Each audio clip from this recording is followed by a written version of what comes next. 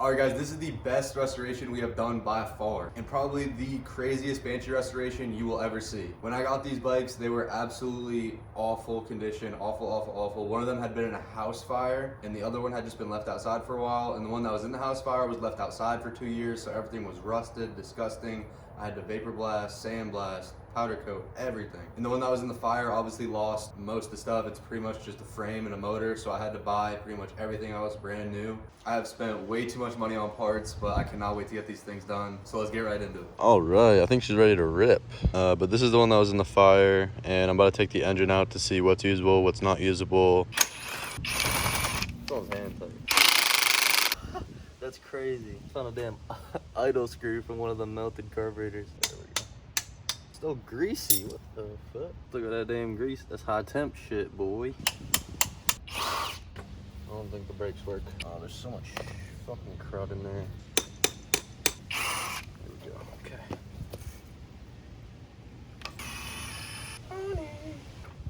Oh, wait, this thing can just pop up. Oh. Okay. Nice. Well, I'm about to bring the switch inside. See you guys on the inside. I'm about to clean it off too, because this shit does not go into my house.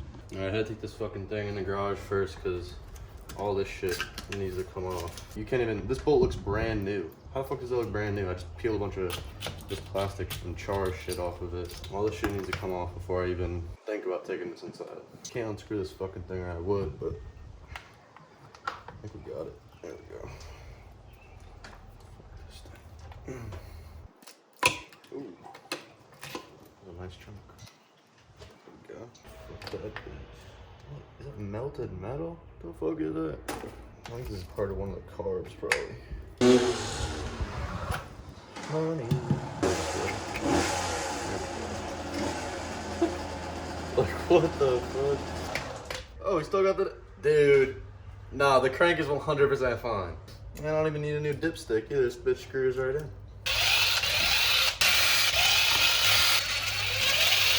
Ooh. Oh. Oh my gosh. Okay. There's so much shit in there. Ooh. I just got rust in my fucking eye from these damn reeds. Oh. Yeah, you can see down in there.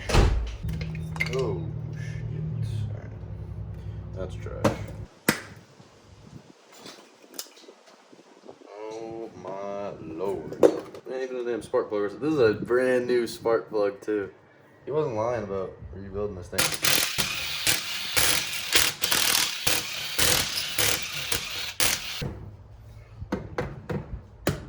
There we go.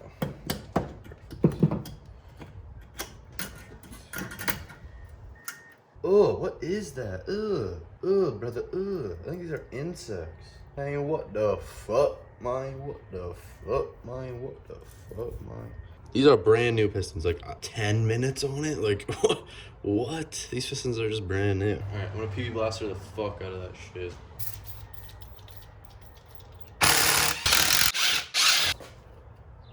Oh, this fucking slut, dude. No fucking way, man.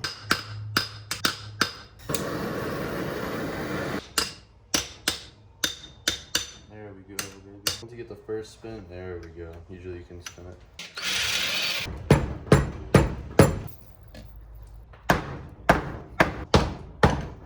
All right, this is the tool I came up with to put these to take these cylinders off. All right, the thing I made wasn't working, so I found this thing at AutoZone, and I think it's gonna work really well. If you need to do this to a dirt bike or whatever, it's called the front wheel drive hub puller. Fits pretty well, and I can put a 19 on here still, so we're gonna see if this works. Okay, I've built another contraption, and if it works, I'll explain how to do it.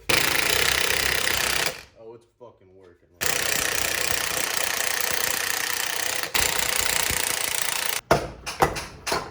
Great success. Great success. So? Yes. So I used this bolt as long as I could, but this bolt isn't long enough to do this. This pipe, this bolt, put it in there, or put it in there together. The pipe is really just to hold the bolt in place and let it rip.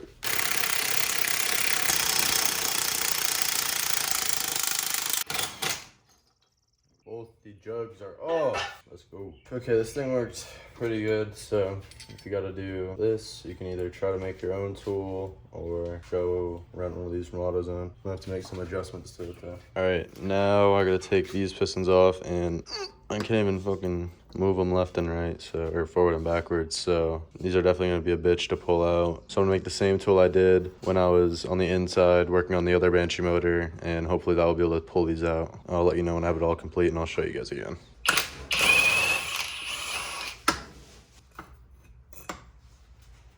All right, I broke that bolt, so I went and made my own long ass bolt, and this one's just way better. All right, I got a little excited, started doing some stuff without recording. All I did was take this case off, pretty easy. The only thing that got stuck on the Kickstarter a little bit, the mallet, a little bit of piece of wood so it doesn't mess with the case. Bang it off, it came right off. There we go. Holy shit.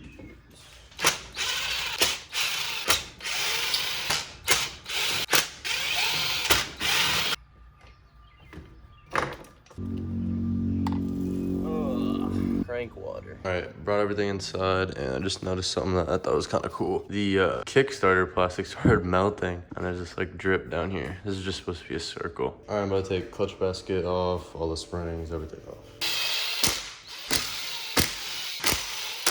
All right, this phone ran out of battery, so I don't know how much you guys missed, but took a bunch of this stuff off. Hopefully I got most of it, but now I'm taking this thing off.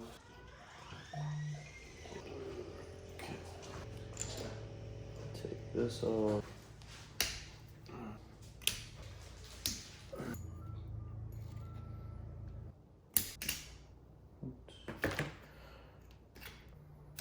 This thing slides right out. Did not like that because it's rusted and shit because you left it outside. I'm also taking this off. Taking the 10 mils off the top, and I'm taking the top bolt off of this case.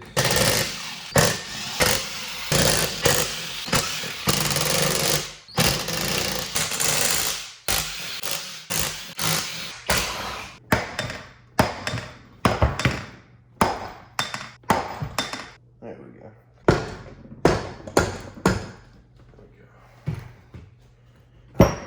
Let me just rock it back and forward. Pull up. All right, I don't even know where I left off because I totally put these benches aside and did a full jet ski rebuild. Basically, I just took the 8 bolts off the bottom, or the 8 nuts off the bottom. Okay, now I'm trying to split the cases. It's gonna be hard, so I took a mallet, whacking it. It's probably gonna take a while. As you know, this one was in a fucking fire and the crank is all rusted and shit.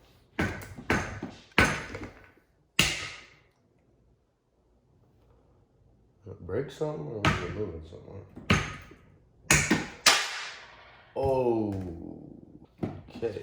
Don't hit that. This thing is pretty hard, so you can hold it on here and whack it right there.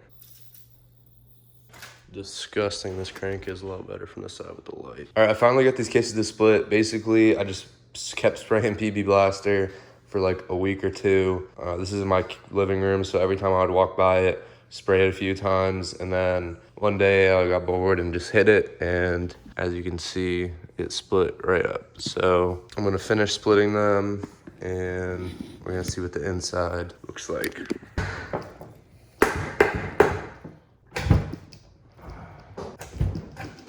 So this right here is what's getting stuck on. I'm not sure, it looks like it's super rusted and corroded in there. So I'm not sure if maybe like a rust buildup is down there. That's what's getting stuck on. I'm gonna try and see what this part looks like. I have one from that motor. I just don't remember what it looks like. And I'll come back at you when I figure out what I need to do. Basically, I'm gonna take this pick this part of the transmission up, pick the other part up with my hand, and then try to pull the cases up.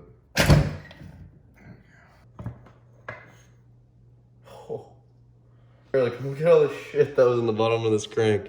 The piston and everything else.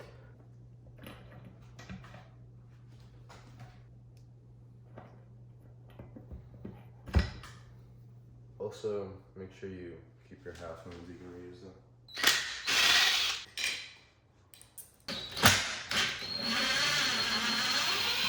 Sometimes you can strip them, but If you push real hard, you should be fine.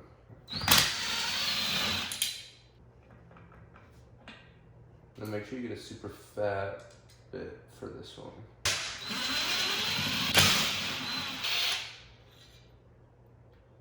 All right, basically to take these shift forks out, there's gonna be a circle up there and a circle up there. I think they're called E-clips technically. I'm gonna take a screwdriver and show you how to get those out. Pretty much I'm going to put my screwdriver in the open part of the E-clip and then just push down. And it will pop right down there. Also kind of twist. So if you're doing it on the left side, you're gonna twist to the left. If you're doing it on the right side of this shaft, you're gonna twist to the right while you're pushing down. Not like a big twist, but just a little twist. Oops, okay, they're both right there. And then these should slide out relatively easily. Sometimes you gotta use a screwdriver in where that circlip was. Yeah, and then push it out like that. Just obviously don't mess up the circlip too much. There we go.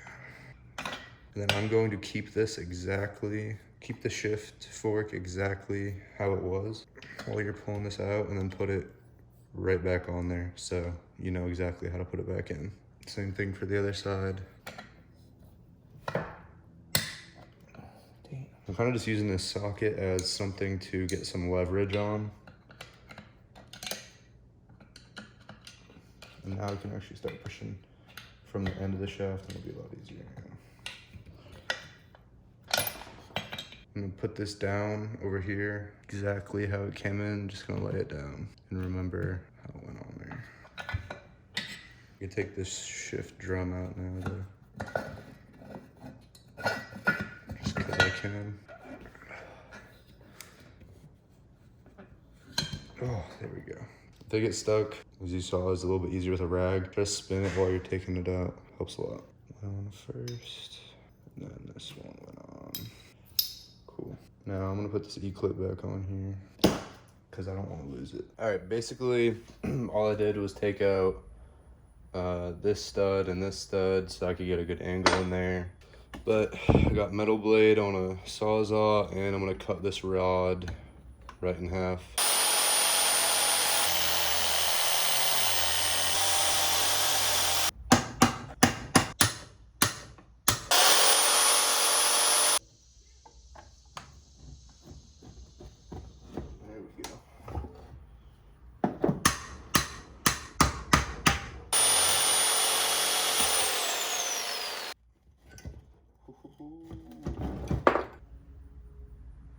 All right, I've started to tear apart this Banshee for powder coat. The other Banshee's already torn apart and ready pretty much. Just gotta take some little stuff off of some other little parts, but the main frame is all disassembled, so that's what I'm doing with this one.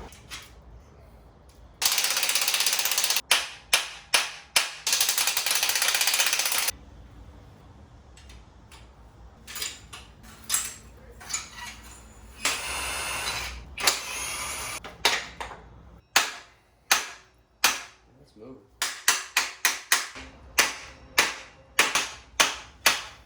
All right, I can't get this long ass bolt to come out on this side, so I'm gonna come and try and do this other side.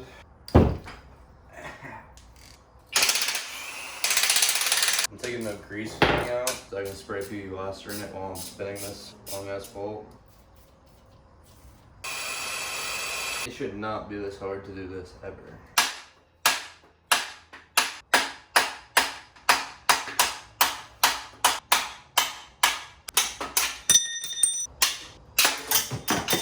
Fuck yeah.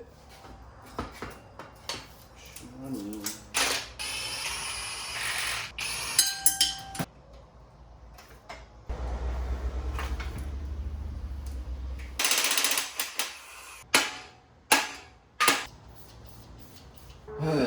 Everything on this thing is just a pain in the balls to get out, whatever it's in. This is also why when you're putting stuff together, you use a bunch of grease. This guy, I mean, he might have used grease. It got in a fire and was outside for a couple of years. He might have, but this is obviously in super rough condition. You just always use grease because it will always help with this. There we go.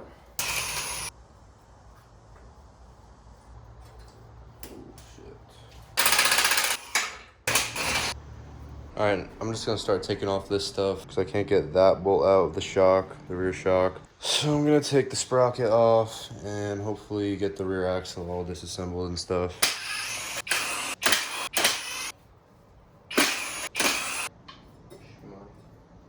This thing's pretty clapped.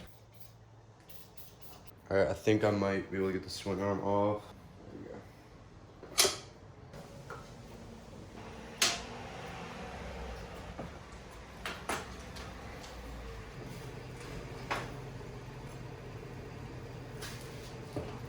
All right, I'm gonna start taking apart this mess.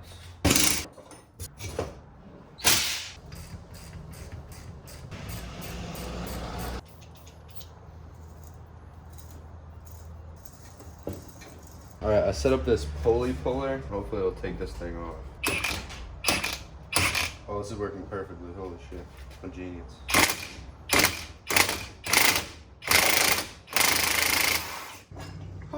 I'm the best.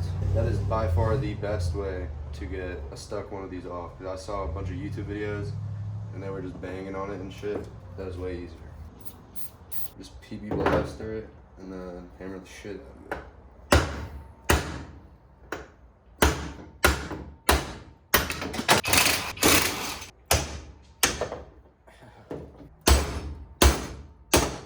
All right, I'm about to take the bearings out of the front hubs. Basically, you can see if you put your finger in here, you can push that thing to the side and then you see that ledge up there. There's a ledge on the bearing now on this side. Basically, I'm gonna put this piece of rebar in here and it's gonna catch on that ledge like that. And then I'm gonna hit it with a hammer. Then you're gonna switch sides once you knocked it down a little bit. You're basically just gonna go back and forth from front to back on that bearing.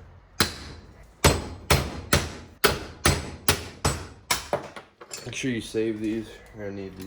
And then flip it over and hit out this other bearing. This one's way easier because you get a lot more space to be able to hit it. All right, UGA isn't powerful enough to take that thing out, so a long ass breaker bar and it's finna come out or something finna break. All right, the Banshee has been strapped to the tree. Holy shit.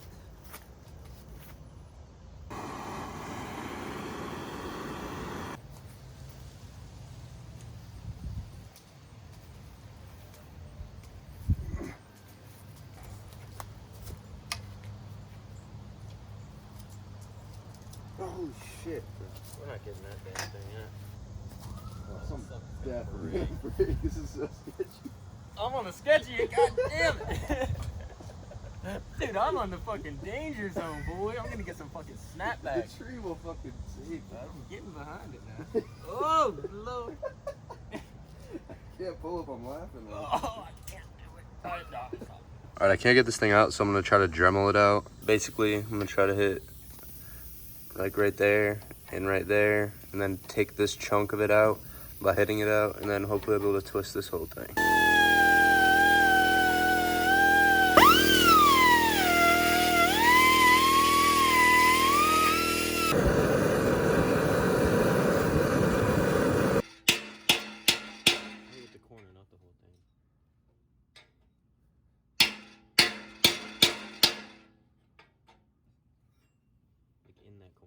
Put the corner in the crack.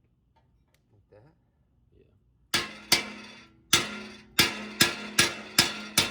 See? Yeah. I knew it was doing something. Messed up threads. Huh? I was just worried about hitting the threads.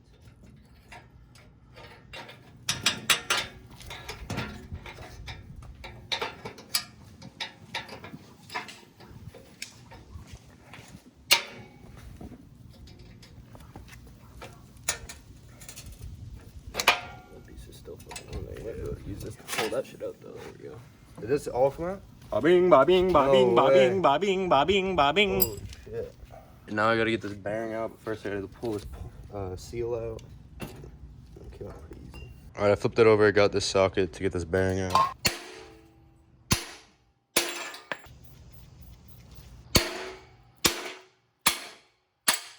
All right, if you cannot get this bolt out, what you're gonna have to do is take a handsaw, go in that crack, or I mean, you might be able to get a jigsaw in there as well, but I might actually try that. All right, get it in the vise. We'll see if this helps.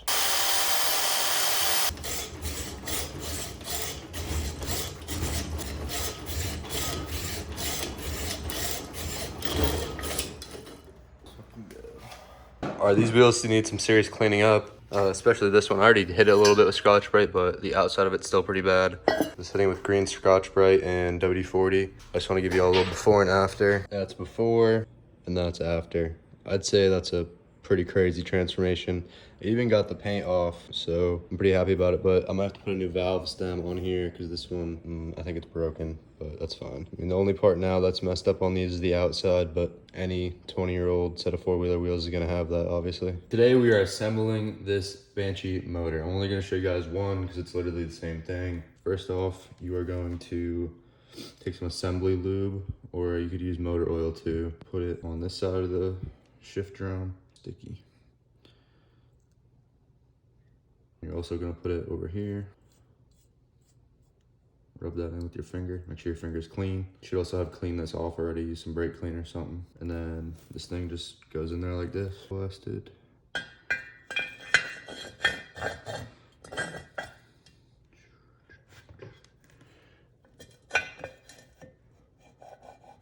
Just like that.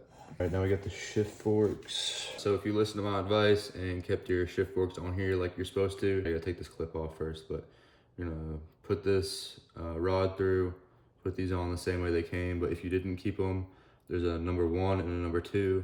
The number 1 goes on the clutch side in the first groove here. You can see this pin goes in that first groove of the shift barrel, and then you can see that number 2 there. This goes on the most left side if you're looking at it from the back side of it, and then the other one that goes on the other rod goes in the middle. I'm gonna lube this up as well before I do anything else. It can be kind of tight to get through here, so probably gonna have to muscle this thing. Ow! Remember, number 1, this part, it's kind of sometimes easier to show you like this. The bigger part of the shift fork faces towards the stator side of the engine. And put that ball on the shift fork right into the shift drum, like I showed you there, right into that groove on the shift drum. Now we're gonna put number 2 in. This faces the same way. Bigger side goes to the stator side. And we're just gonna push that in. Just like that. Ooh, it's hard to push. Use the butt of a screwdriver instead of your thumb, because that hurt my thumb. Okay. And then, now you're gonna put your clip on. Just push it on with a screwdriver, goes right on. And then, I'm gonna spin it around and make sure that it's in the groove good. You do not want that thing coming off and getting all in your transmission, not be good. All right, now do the same thing with this. You're gonna lube this up, same way, put it in with the clip side, going towards the stator. There we go. Now on this shift fork, it's going to go the opposite way. So this one also says number 1. That's why I also recommend you keep them on each of these shafts, because you want to put the shafts in the same place they came from, and you want to put the number 1s in the same place they came from. On this side, you're going to put it the opposite way, so that this pin can be in that middle groove. The thicker side of the shift fork is going to go facing towards the clutch cover. Put that pin in the shift drum, push it in again. Again, I'm gonna use the butt of my screwdriver because it just kind of hurts my thumb, honestly. Then you're gonna put that other clip on. This one I'm gonna use my thumbs for because it's just easy. You can also use a screwdriver on this one. All right, now we're gonna put the shift drum retaining thing in and the shift fork on. Drop your shift fork on. There's not really any way you can do that wrong, I don't think, because it has that flat side on it, obviously. That matches up to the other flat side. Need some blue Loctite. Put a little bit on there. Make sure you get the right size screwdriver. You don't want to strip this. And put that puppy in there. Just hand tight there. I'm not sure what the foot poundage is. Hand tight should be good. Then you're gonna take this thing. Make sure the divots are pointing upwards. This side's flat, this side's not. It's because these screws fit in there like that. Put this in here. And you're probably gonna have to, because you have it on the side, but you have to lift the shift drum up a little bit because there's a groove in the shift drum. If you can see it right down there that this is supposed to slide into. So if you got it on its side, you're gonna have to lift it up a little bit. These also get blue Loctite, and make sure you get a thick screwdriver for these bad boys. And hand tight with a screwdriver, what I mean by that is you're trying to twist it pretty hard, because hand tight with a screwdriver is not even close to hand tight with a wrench or a ratchet. I should need a different size screwdriver. All right, now that I got the right size screwdriver, there we go, it's a lot better. Oh my gosh. And we're good. All right, now we're putting your spring in to put this thing on.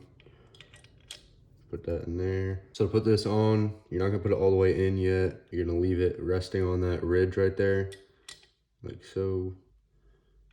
Put this arm in there at an angle. Let it rest like that. Loctite your bolt, put it in. Now you're just gonna tighten this down a little bit. And then you're gonna take a flathead, push this down a little bit, the spring down a little bit to right there. See how it gets stuck a little bit further down? Make sure you guys can see that. Get stuck a little bit further down. Then you're gonna take your flathead, put it like that, push your shift arm into place. Then you can continue tightening down a little bit. Also, before you start tightening down all the way, push this spring all the way down.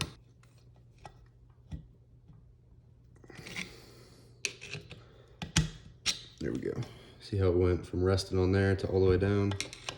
Make sure it's all the way in there. Now, keep tightening. It's gonna be hard to tighten because obviously the spring is fighting against you. So see how the head of that bolt is a little bit raised off of the arm? You wanna make sure your bolt's going in there right. I have to take it out a little bit.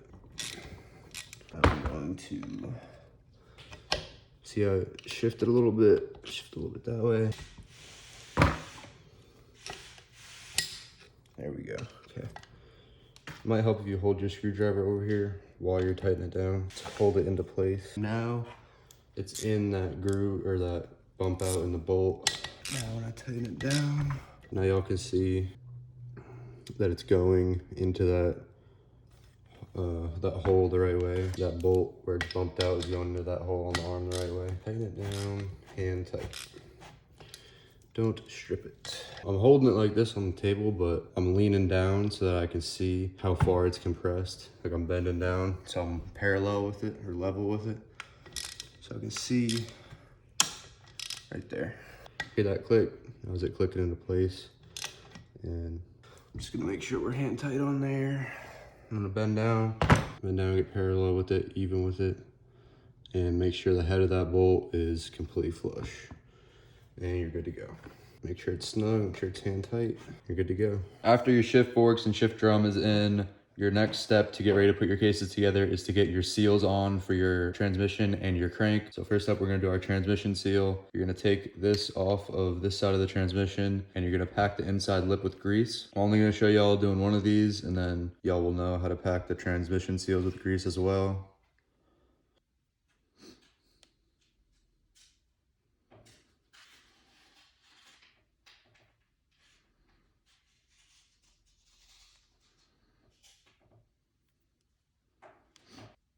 You just want to put it in the lip and then take off any excess with your finger. And then you're also going to take a rag and wipe off any extra grease on the outside and the inside. And this is all good to go. Now you're going to slide your seal right onto here like that. And then put this right back onto the transmission. And that is ready to go. You don't want it to be right up against this bearing. You want to have a little bit of a gap in between. All right, I got my crank all ready. This is a welded and trued hot rods crank, but it's no different than any other crank, any stock crank, any brand. I already greased up these seals. For this side, the stator side, it doesn't matter which way you put on this seal, but it's recommended by some people that you put the numbers facing outwards, like this. Like that. I'm gonna wipe off that excess grease that came off. All right, then for this side of the crank, in this keyway, put a little bit of sealant in there because it can leak from there. Just a little bit of Yamaha Bond. Then you're gonna grab your primary drive gear, and this goes on like this, and you want this seal, these notches, to face the crank. So you're gonna put this on here like this. Try to do it evenly. Don't mess up the seal. And I'm gonna wipe off this extra grease. It's a lot, wow. Okay, now I'm gonna put my key in the keyway with all that sealant. Then I'm gonna slide my primary drive gear on. When you're putting your primary drive gear on, there's gonna be a notch. Obviously line that up with the keyway while you're pushing it on. Sometimes you also have to push your key down if it's being stubborn. There we go, just like that. Seal started coming off, there we go. All right, now that I got that all on, I'm gonna put this bad boy on. Doesn't matter which way you put this, the gear will always go the same way. Then washer, then nut. I can't torque this down right now, so I'm just gonna put it here like this, but when I get it in, I'll put blue Loctite on it and torque it. All right, now we can put our bearing retaining clips in the engine. Small one goes here, just like that. Make sure it's not poking up on the sides. That goes for all of them. One of the big ones goes here. These are the same size, so it doesn't really matter which one goes where. There we go.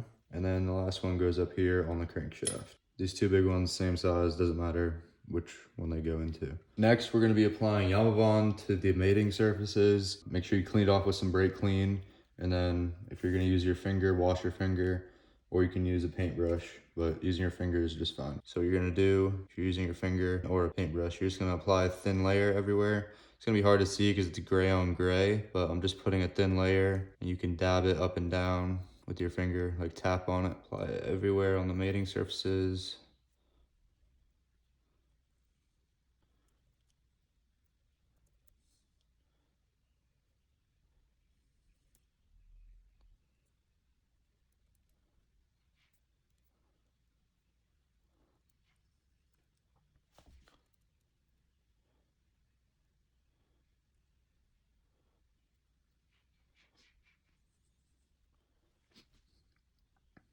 All right, and then you don't have to do this, but I like to do this just to give it a little bit of an extra seal.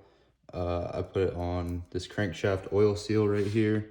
Again, you shouldn't have to do this. Your seal should seal it up, but it's not a bad idea just to give it a little bit of extra help with some Yamaha Bond. Make sure it seals up good. Then I'm also gonna do that with the crankshaft seals. Just put a little bit of Yamaha Bond on there to make sure that there's no leaks. You do not want to leak down test your engine after rebuilding it and then have to do it all over again just because you had a crankshaft seal leak. Then I'm also going to do it to this crankshaft seal. Like that, just a thin layer, help it out.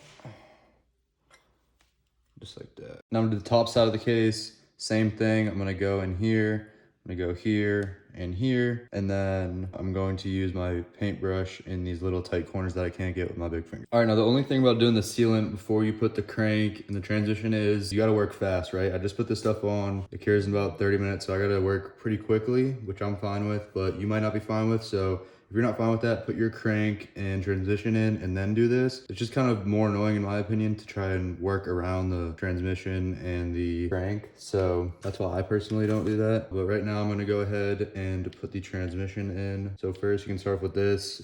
Make sure that the middle glider lines up with your shift fork. That little open space there goes right on your shift fork.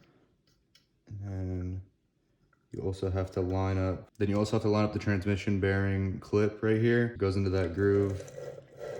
Spin everything around, make sure it's going in there good. Okay, now you're gonna take the other side of your transmission. All right, now I'm gonna drop this sucker in. You have to line up these two grooves on those two shift forks, and then you also have to line up those two bearing retainers at the same time, so it can get kind of tricky here. Lining everything up. I'll have this bearing on the wrong way. Make sure this bearing is facing outwards like that so that that clip will line up to it.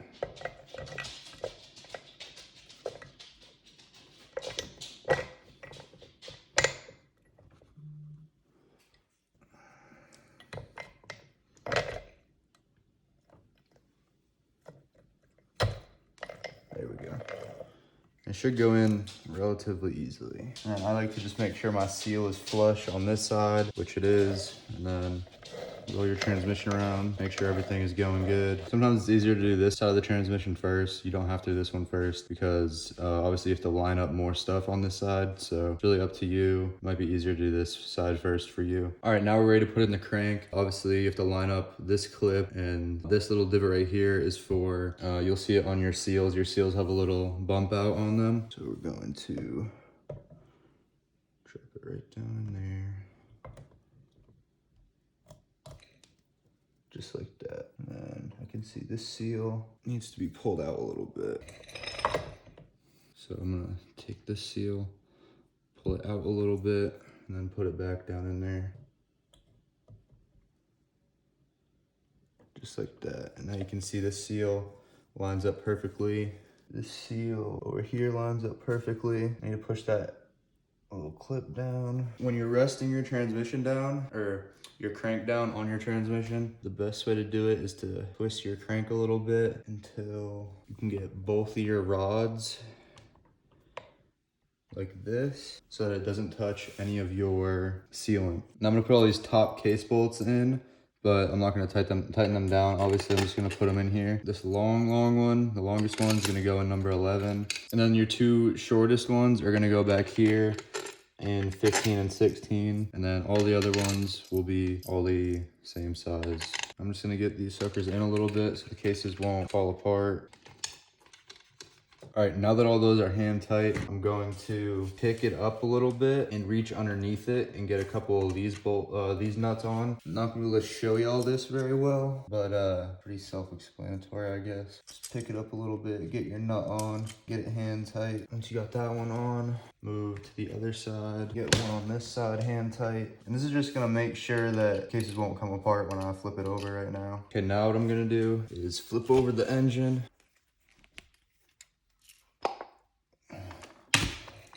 Like that, put all my washers and nuts on. Now get all these hand tight. Now you can flip your engine back over. So first you're gonna start with 9 through 16, which is these top bolts, and you're gonna put them down to 3.6 foot-pounds or 43.2 inch-pounds. But first I'm gonna go around and just get all these hand tight real quick, because I haven't done that yet. What I mean by hand tight is I'm more mean like finger tight. Like as soon as it starts to get hard with my fingers, I'm gonna stop here. Like that's good. All right, now that they're all hand tight with the wrench, I'm gonna go through, start off at 9. You guys should be able to see this on my cases and on yours. All right, then once you've got those done, you're gonna flip it over. Make sure you're not resting your engine on your rods. You shouldn't be able to, because your studs should be in the way, but just double check and make sure you're not. Now first we're doing these bottom bolts to 7.2 foot-pounds or 86.4 inch-pounds. It's in here, it's a little bit dirty. So the one is here. This is gonna be your number 1. I'm just getting all these hand tight real quick. Okay. This is gonna be your number 1. This is gonna be number 2. Just getting these hand tight. Then I'll go through and torque them. Now I'm gonna start at number 1 again.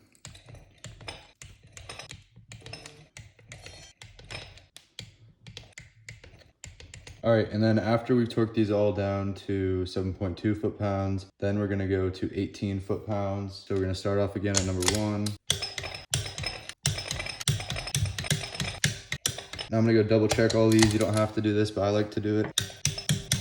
Now we can flip it over and torque the top ones again. Now we can do these ones to 7.2 foot-pounds or 86 point whatever inch-pounds. And again, I'm going over this again. You don't have to. I like to be safe.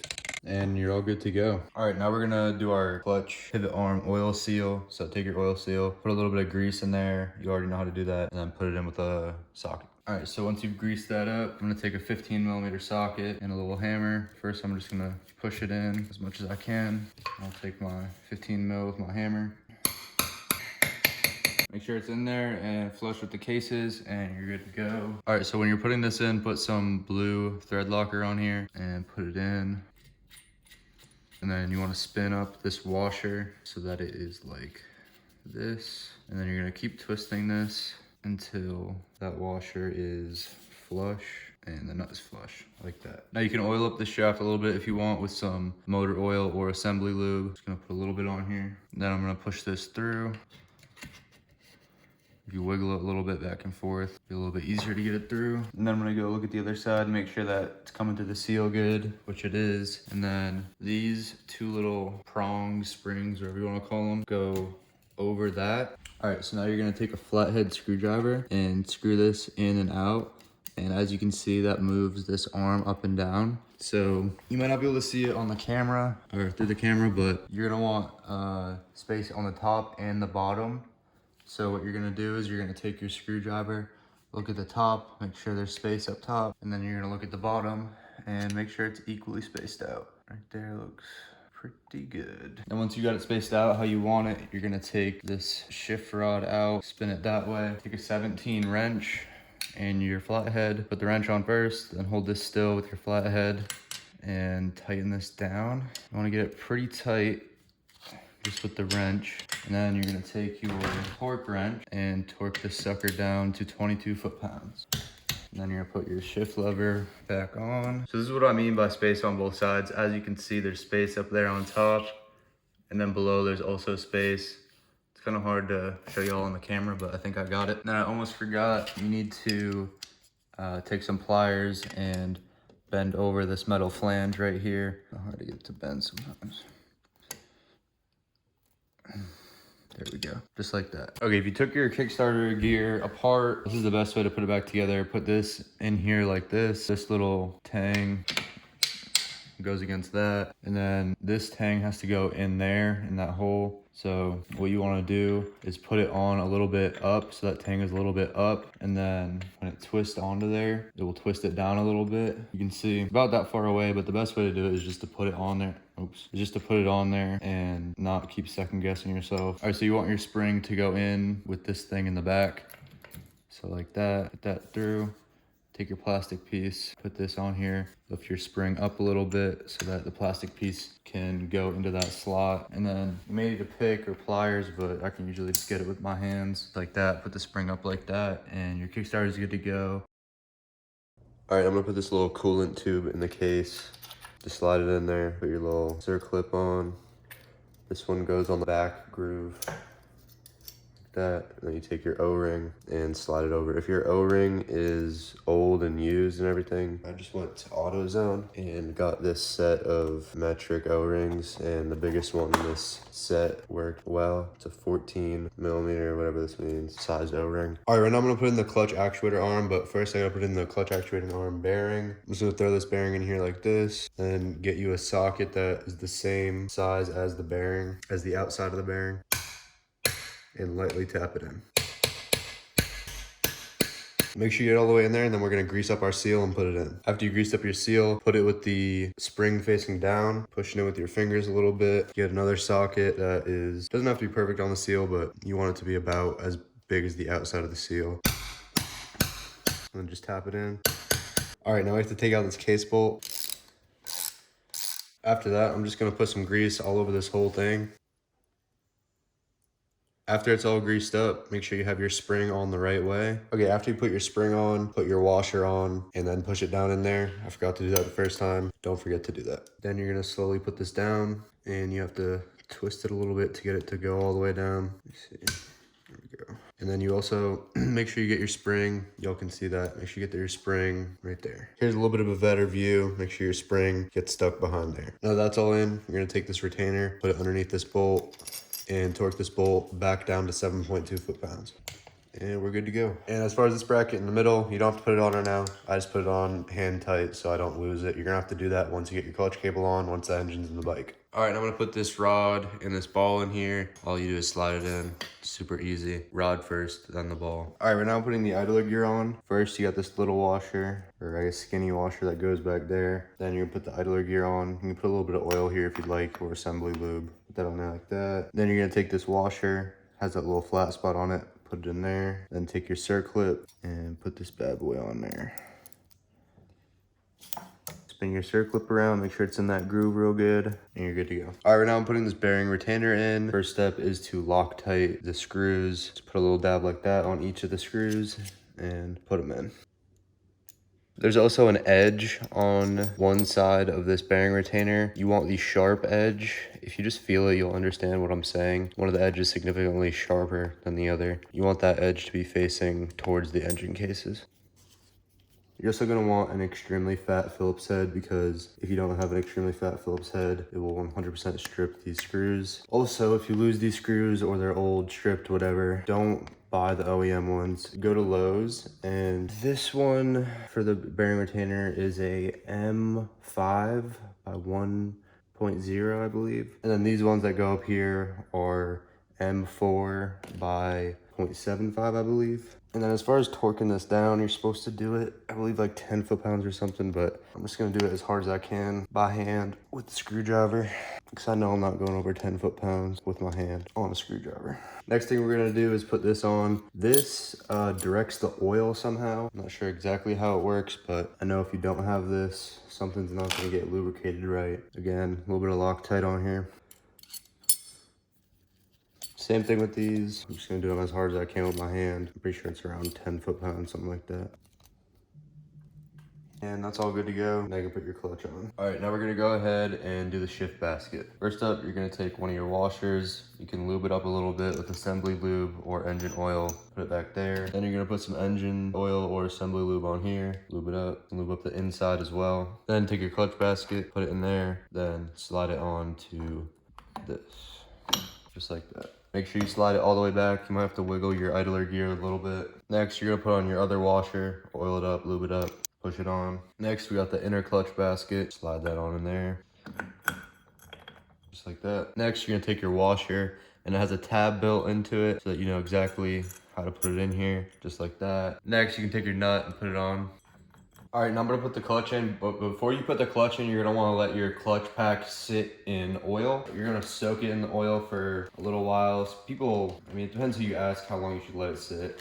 If you just soak it pretty good for about 10 minutes, it should be fine, but some people will let it sit overnight and stuff. I think that's a little bit excessive, but do what you want. You're gonna go friction plate, then this metal plate. You'll notice these ones have the tabs on them. If yours don't have the tabs on them, it doesn't matter how you put them on, but if they have the tabs on them, I'll show you what you do. So if you notice, I put that tab facing this way. So with this one, I'm gonna put it out towards the right, and I'm gonna keep doing that so that all the tabs aren't in one location and they're spread out along the clutch.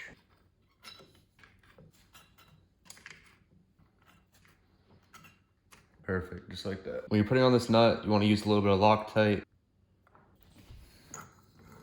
Okay, now you're supposed to torque this down to 65 foot-pounds, but I don't have the tool that you're supposed to use to hold this. So what I do, I'm gonna push in the clutch pack so that it stops it from moving, and I'm gonna ugly it down.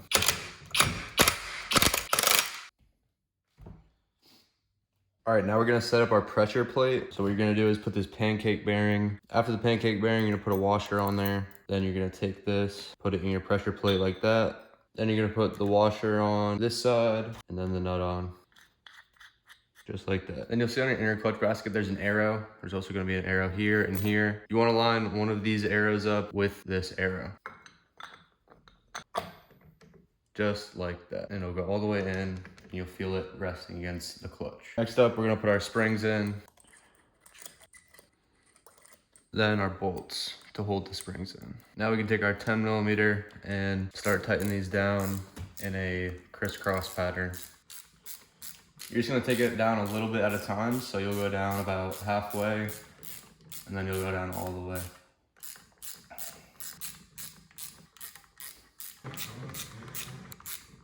Now once it gets a little bit hard to turn them, go grab your torque wrench and torque them down to 7.2 foot-pounds or 86.4 inch-pounds.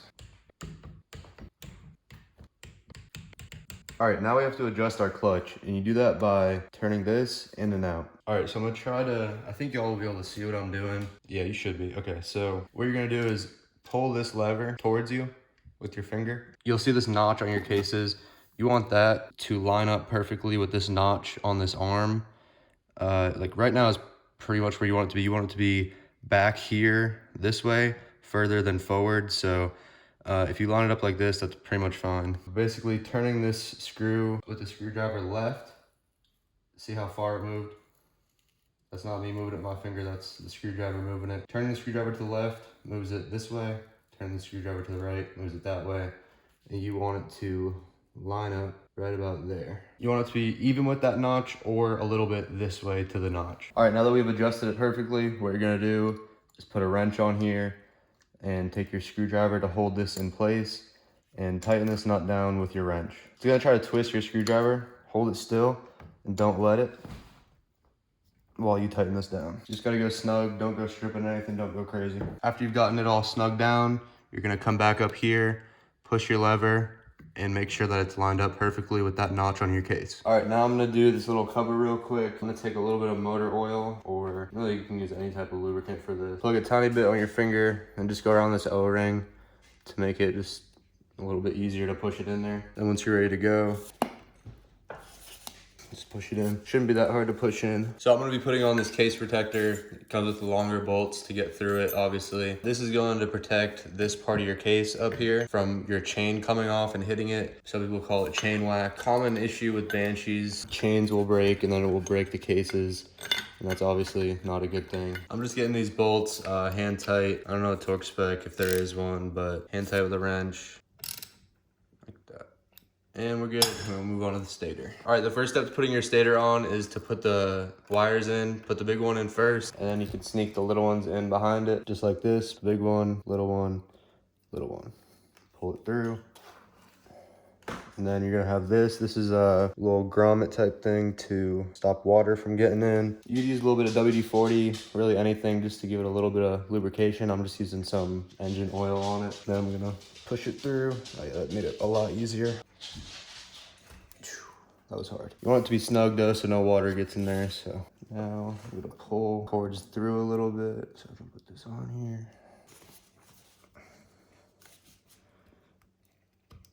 And then you just want to put your stator in here, in between these holders. And over here is going to be your timing. Okay, now I'm going to put these 3 bolts in for the stator so that it doesn't fall out while I'm messing with it. And for these, you're going to put some blue Loctite on here.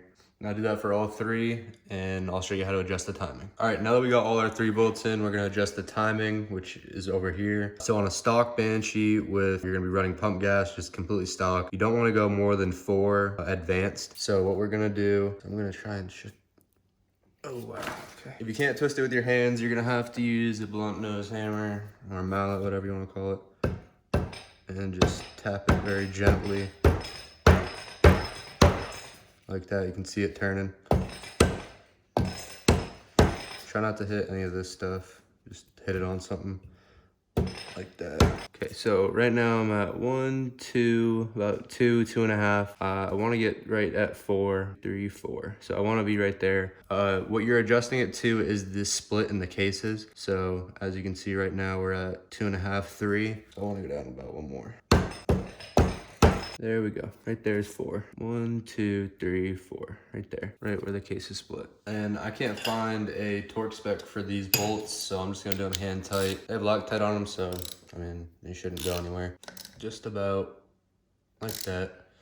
Don't need to go crazy here. You don't want to strip these out. Now, after I'm done snugging everything up, all the bolts, I'll always go back and check just to make sure it didn't move around or slip at all when I was tightening down the bolts. Now I'm gonna put my flywheel key in there. Just so y'all know, you can get these at Tractor Supply for $1 and like 20 cents. It's just 3/16 by 5/8 Woodruff key. It's in their hardware section. Way cheaper than if you get them online, and it works just the same. It's just a piece of metal. So I'm gonna go ahead, put it in here. Kind of hard.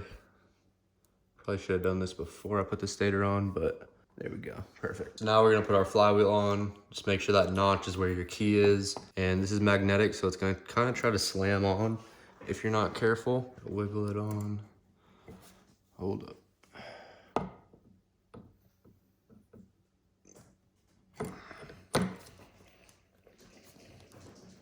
There we go. Now we're in. So you get your flywheel in right, you should be able to move it, and obviously your crank will spin. If you're wondering why my flywheel looks so good, vapor blasted, go check out that YouTube video if you want to learn how to make a vapor blaster, make your parts look this good. It's awesome. All right, I can't tighten this down right now, but now I'm just gonna throw this sprocket on, put my washer on here, and get my nut on here. Your washer should sit on there like that. If it's not, pull this out a little bit so that you can get it to sit on there.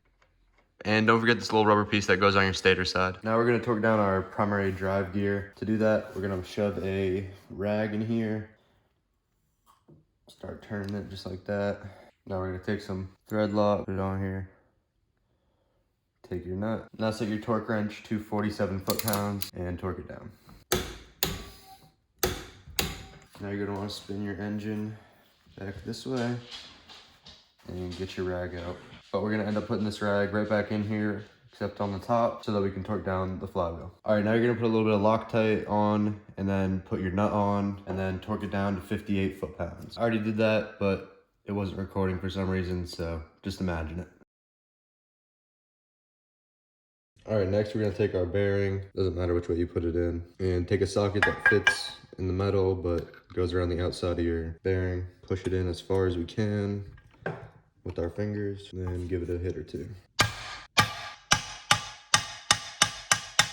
Now we're gonna flip it over to install the water pump shaft. First, you're gonna take a little bit of grease, put it on here, that's a lot. Spread it all around. This will just make it a lot easier to go into the seal in the bearing, and then push it down nice and easily. Just like that. Now we'll flip it back over. Now we'll take this pin, put it through the shaft, and clean off any of this extra grease you got on there. You put a little bit too much on there. Then you'll see there's slits on your gear. You wanna line that up to the rod you just put in there. Like that. Make sure your water pump is spinning. Next, you'll put your washer on, and then your circlip. For the circlip, just take a pair of pliers and push it on. Might be easier with a flat head, just like that.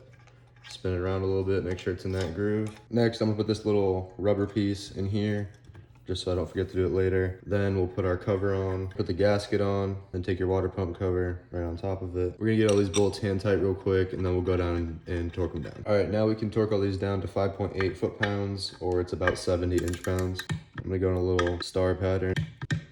So for the coolant drain bolt, if you have a stock cover, you won't have this or this issue. I didn't have a bolt that was short enough, so I just ended up cutting this one, and now it works perfectly. I'm also gonna torque this down to 5.8 foot-pounds. Should probably have a crush washer under there, but I don't have one at the moment. If it starts leaking, I'll go pick one up. Now I'm gonna do the Kickstarter seal, put some grease in it. Once you get it all greased up and you wiped off the extra, the spring side always goes towards the oil. Push it down with my thumbs as far as I can, and I'll grab a socket. Once you get it flushed down in there, you're good to go. Now we're gonna put the transmission breather hose seal in. Again, push it in with your fingers, and then get a socket for it. Make sure it's flush, and then you're good to go. All right, now we're gonna put the clutch cover on. First up, we're gonna make sure there's no grease or oil down here. Now we're gonna take our gasket, put it on here. It's not a bad idea to put a little bit of oil on this O-ring over here. Make it a little bit easier for that clutch cover to slip on there. When you're putting the clutch cover on, you start by putting the Kickstarter shaft through the case. Then you will line up the water pump joint tube and push the case on. You'll see me do that in a second. There we go. Make sure you're getting your bolts through the gasket. I'm gonna have to push it up a little bit on the bottom. Now I'm gonna go around and get all these hand tight, and then we'll torque them down. Now we can go around and torque these down to 5.1 foot-pounds or 61.2 inch-pounds. We're gonna go in a crisscross pattern. And this clutch cover is pretty much done. I'm just gonna add this tube that goes here and the Kickstarter. All right, you're gonna take this tube, put it up here, through the hole up here. This rubber part's supposed to go on the top of the tube, like that. And get your clamp on here, and you can put your other clamp on this side, and then slide the tube on. Just like that. All right, right now I'm assembling the Banshee Kickstarter. First, you're gonna take your spring, put it into that hole. Then you're gonna take your ball, put it into the same hole. All right, there's supposed to be an O-ring that goes right here. If you don't put it on, the kicker rattles a lot. Then you're gonna slide it up into here. Make sure it can go back and forth like this. Then you're going to take your tapered screw and screw it through here. Just get it hand tight, get it pretty snug. I go about as much as I can with the screwdriver. Also, this is a super fat Phillips head. You can see someone else had almost stripped it before. Make sure you get a fat Phillips head. All right, now I'm gonna put this on the engine. Make sure that it's not hitting the case. You can see where someone else had installed it a little bit too far down before. Then you're gonna push it back a little bit, put your bolt through. Now we're gonna torque this down to 18 foot-pounds or 216 inch-pounds. All right, right now I'm about to be transferring the ports because I'm putting the top end together. Whenever you're rebuilding the top end, like you see that right there? That thing looks nasty. That looks like it'll catch your ring and blow your engine up. So basically, you're going to take a file and just smooth out the edges. Don't need to go crazy, Like that was enough, pretty much. Maybe I'll go a little bit more, but basically you're just trying to make the edges not sharp. So take your finger, run it over. If it's a brand new jug, like this one is, you will definitely be able to feel it be like sharp. You almost not cut your finger, but you'll definitely catch your finger. And if you get your cylinder bored over or you hone your cylinder, you're gonna check it and make sure that it doesn't need to be chamfered. I'm gonna go ahead and do this off camera because how I explained it, you guys should be able to understand that and get in there and get all of them. I'll see y'all when it's done. So after you're done chamfering all your ports, put it in your sink and wash it out with some Dawn and a sponge or a rag. All right, as you can see, your sponge is gonna get this dirty metal stuff on it. Keep going through your cylinder until there's no longer any metal stuff or dirt coming off of it. Obviously clean your sponge and then put it through and then see if there's dirt on it to see if there's any more dirt in there. All right, I just went through my cylinder again with the sponge after cleaning it out, and there's no more metal material in there, so I'm good to go. Also, you need to do these cylinders one at a time because they will flash rust. In just the time it'll take you to wash out the other cylinder, the other one will start to flash rust. So right after you're done washing them, wipe them out with a rag and then go hit them with an air gun. Also, I recommend you do it with a white rag, and if you see any more metal dust, rewash it. Then after you hit it with the air gun, put a little bit of WD-40 in there, wipe it around. It'll also prevent rusting. I'm about to do the top end, so I'm gonna put the wrist pin bearings in. You never wanna assemble an engine dry. So you're gonna take some 2-stroke oil, motor oil, or assembly lube and oil these things up. Rub it all in there, get it on the inside too. And then you're gonna put a little bit inside of your rod and slip it in. Do that for both sides. All right, if you want to replace these dowel pins, now's the time. I don't feel like doing that because it's annoying and these will work just fine the way they are. All right, now we're about to measure our bore. So what we're gonna do is take one of these bad boys, put it in here like this, measure that way, up top. Then we're gonna put it in the middle, measure this way, measure that way. Then we're gonna come down here to the bottom, measure this way, measure that way. You wanna do top, middle, bottom, get all those measurements each way. Write them down, make sure they're well within spec, and then you can go from there. And obviously you wanna do that to both sides. And how these work is screw it to the left, they'll pop out. If you push them in and then screw it to the right, they'll stay in. So you're gonna put them into your cylinder and turn it out. They'll pop out. You're gonna tighten it down once you get them where you need them to be. Then you're going to angle them down and pull it out. Don't just pull it straight up. Twist it and then pull it out like that. Then you're gonna take your calipers, put them in your calipers and measure it. And there we go. These are supposed to be 64, but I mean, these are just my crappy calipers. I'm just doing this to show you guys. But yeah, go ahead, do that top, middle, bottom, and you'll be all set to go. Now we can measure our ring gap. So what you're gonna do, you're going to take your rings that go on your piston. You're gonna put them in your cylinder like this. Obviously you have to compress them a little bit. Then you're gonna take your piston and you're going to push it through. Make sure obviously you lubricate your cylinder before you do this. You're going to very easily, very gently push it through. I'm gonna push it through all the way up here. And I'm gonna take my piston out, put it down. Then there should be a gap in between your rings. You wanna take a feeler gauge, run it through there, make sure that's well within spec with all your rings, then you'll be good to go. Now go check all your other rings and make sure they're within spec. All right, now I'm gonna start setting up the pistons. So I'm gonna put one circlip in, and then I'm gonna make sure that it's on the inside. So this one points this way. So I'm gonna put this circlip on this side, and then for the other piston I'm gonna put it on that side, and you guys will see why I do that in a second here. All right, when you're putting circlips in, you want to put them opposite of that, so it's gonna go in there like this. Sometimes you need pliers, but most of the time I can do it with my fingers. Just pinch it in and push. This might be a bad viewing experience, but sorry. Okay. Like that, and then I'm gonna come in with this wrist pin, and the wrist pin is gonna push it in place because you see how it's kind of cockeyed in there right now. I'm gonna take this wrist pin out. I'm gonna lube up this wrist pin real quick with some assembly lube or 2-stroke oil, whatever you want to use. All right, now this is lubed up. I'm gonna put it in the other side of the piston. I'm gonna push it all the way in there, and I'm gonna keep my thumb on this side, the side that's closer to me of that circlip. You hear that click? And then that one, just snapped it in. Now we're gonna put this piston on. So this one I'm gonna put on this side so that the circlip is on the inside, so that I only have to do the circlip on this side once it's in here, because it'll be a lot easier.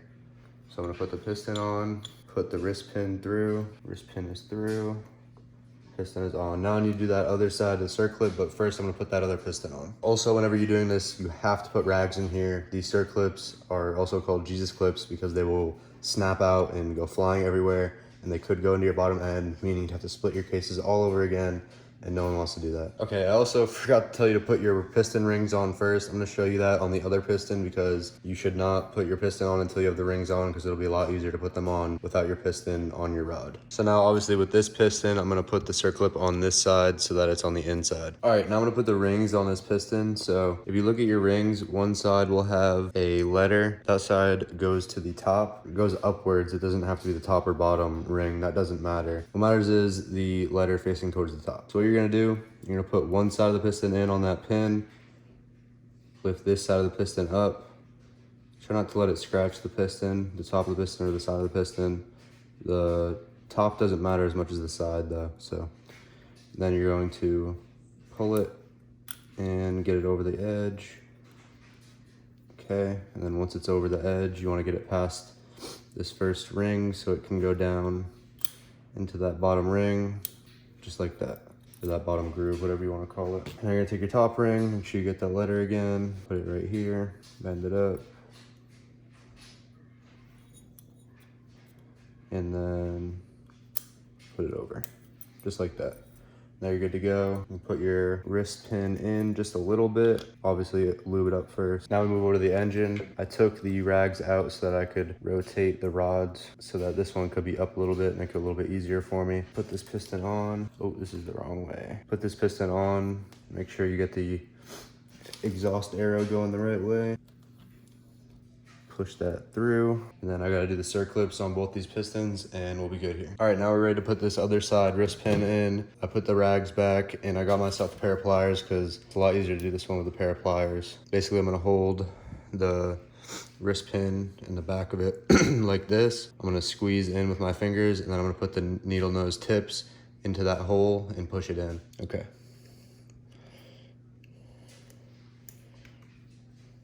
Just like that.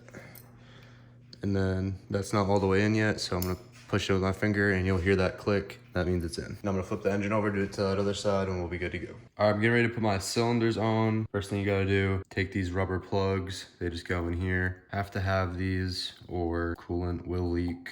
Just push them down in there, just like that. And that's all you gotta do. All right, I got more of a side angle now, so hopefully y'all will be able to understand from one of the point of views. If you look on these jugs and cylinders are the same thing. I forgot to mention that earlier. Sometimes I call it a jug, sometimes I call it a cylinder. It's the same thing. When I'm grabbing the piston rings, I'm grabbing it from the side so that your fingers can go in here because this will come down and hold the piston rings while you're holding them here. So that's how you have to do it, because if you try to do it over here, you're not gonna be able to hold them down while it's going inside of the cylinder. Line up both the rings. I'm going to squeeze the top ring, put my cylinder over the top ring. I'm gonna squeeze the second ring, put my cylinder over the second ring. I'm gonna push down, and I'm going to line up the studs with the holes on my jug. Keep pushing down, nice and evenly, and it should go down just like that, pretty easily. And now we're ready to put the nuts on. All right, go ahead and put your washers and nuts on. So go ahead and just snug these nuts down once you get them all on. Just barely snugging them on there. Then after we'll go around and torque them all to 20 foot-pounds. You're gonna do this in a crisscross pattern. Now these nuts in here are pretty hard to get to, and same with this side. You have to use an extension like this with a short socket, and I mean, it doesn't get on there real well.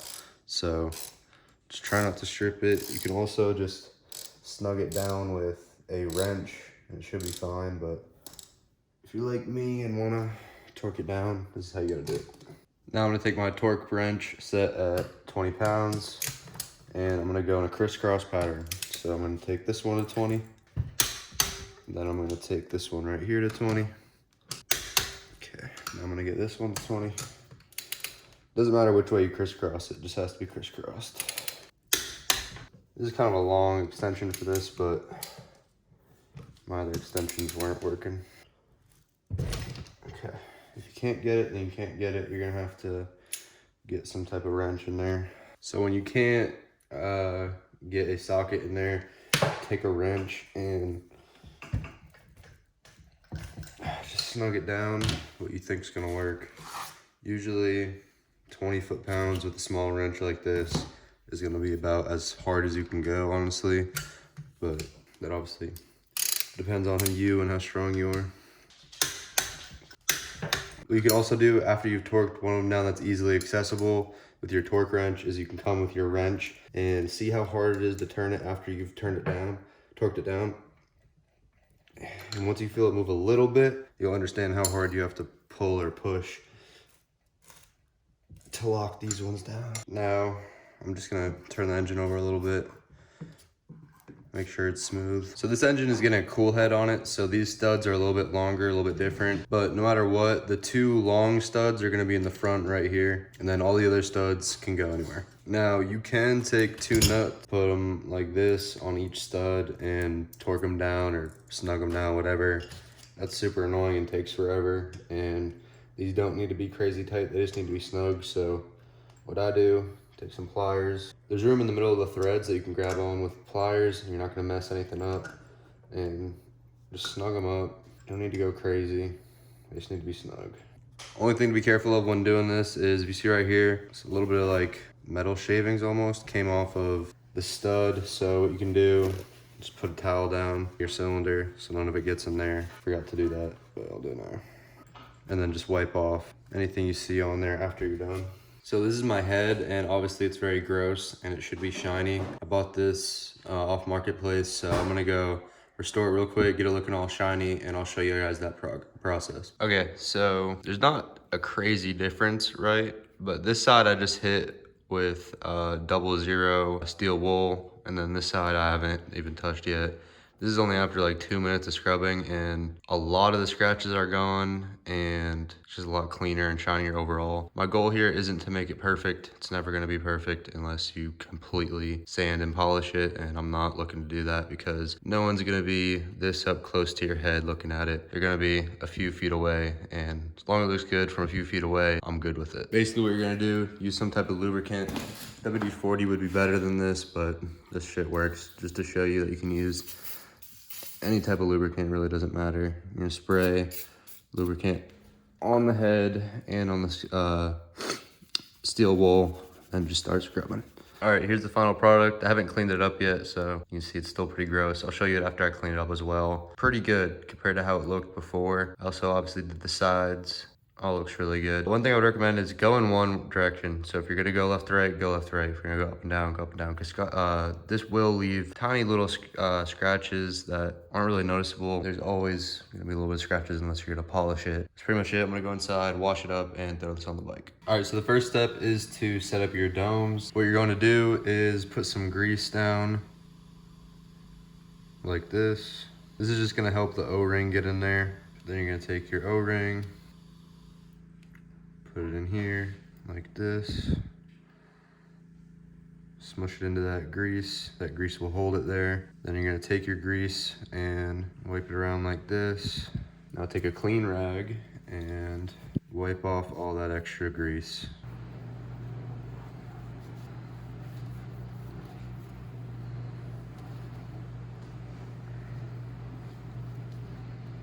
All right, once you get all that extra grease off there, it should look something like this. And just do that to the other one, and then these are done. Now with these O-rings, it's gonna be the same thing as the domes. You're going to grease it up. You're gonna wanna use probably a little bit more grease because these are a lot harder to get in here. Just put grease all around, just like that. Now take your O-ring and start pushing it in.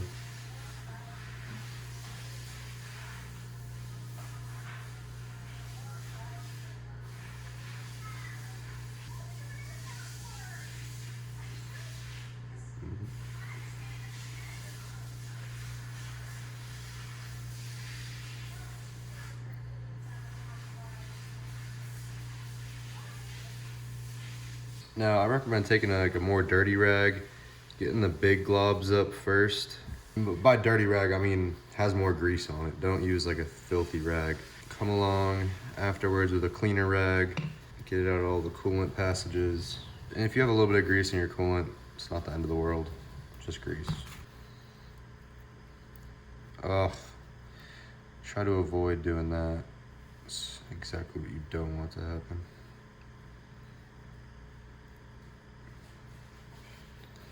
So be a little bit gentler. Gently rub the grease off, just like that. That's good enough. You got a little bit extra grease, it's fine. Ain't gonna hurt anything. Just do that to the other side and this will be all done. All right, so now I'm gonna do the same thing in here, put a little bit of grease on it, put this O-ring in there on the grease and wipe it all off. I'm not gonna show y'all this. Y'all should know now. I've showed y'all 2 times. Y'all can figure it out. Now you're gonna put your O-ring on top of the domes. You don't really need grease for this. It's pretty easy. But what I will do is put a little bit of grease on the outside of it so that slips into the head pretty easily. And then I'll go ahead and wipe off the extra stuff. And you should be good to put it in now. All right, so if you look in your head, you'll see a little point that points out on there and on your dome. So the head goes on like this, obviously. So you're gonna point this little notch out of here towards the exhaust port, just like that. And you're gonna take your other dome, do the same thing. Obviously wipe off your mating surface before. Once you got your domes on with the notches all lined up, you're going to put your cool head on this way.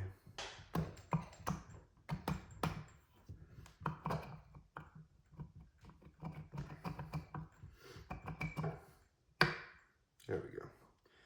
And then you're gonna have to move your domes a little bit with your fingers so that they line up correctly. And then keep pushing down, make sure they're all lined up. Then you can go ahead, throw your washers on, and then your nuts. So now I'm just going to go around and snug them with this. I'm not gonna go crazy. Just gonna get them nice and snug.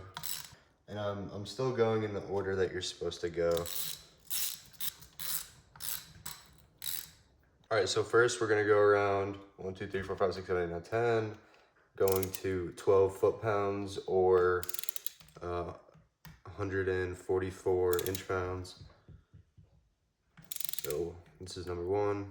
If you're using an OEM head, which I have a video on how to do an OEM style head, on the head it'll say 1, 2, 3, 4, etc. There'll actually be numbers on the head, so it'll be a lot easier. But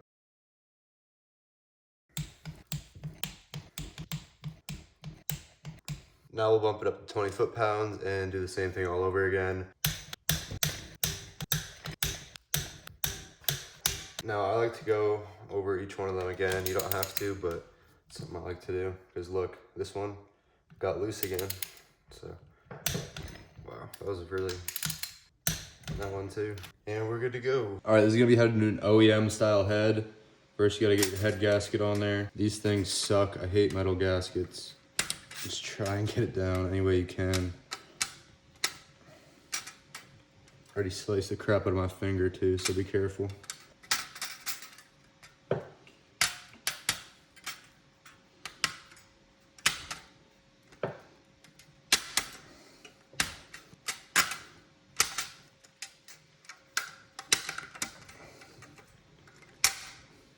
Holy shit. It's kind of working. You got it. The next thing you're gonna wanna do is put this sucker in there. And then I didn't torque these bolts yet. I'll do that once it's on here. And then you're gonna plop this sucker down on here. There we go. Just like that. And then obviously there's a specific way you have to torque all these down. But for right now, I'm just gonna get them hand tight on here. I'm gonna torque these 2 suckers down, and like I said, these go to 8 foot-pounds or 86 inch-pounds. While working on the cylinders, might as well put your coolant drain plug inside of your cylinder. All right, so these go to 10 foot-pounds or 120 inch-pounds. Do that to both sides. Now you can put your spark plugs in. I'm gonna wait to torque them down until I put them in the bike because I'm gonna have to remove them to put the engine in the bike. So I'll just gently screw these in and wait until I put it in the bike. All right, I'm gonna put this coolant hose on real quick. I like to have this clamp so that it can go back here and kind of be a little bit more hidden. You don't have to do that, it's just a personal preference thing. Just make sure you get the hose all the way to the top. And then with this down here, if you feel your little metal coolant hose connector thing, it gets a little bit thicker back here. You have to put your clamp back here. I made the mistake on the other engine of putting it up here and it leaked a whole bunch out of the out of right there and then went through the engine. I actually thought somehow coolant got in my crank because it looked like it was leaking from whatever. Doesn't matter. Very irritating to come and move this after you've got your bike all together.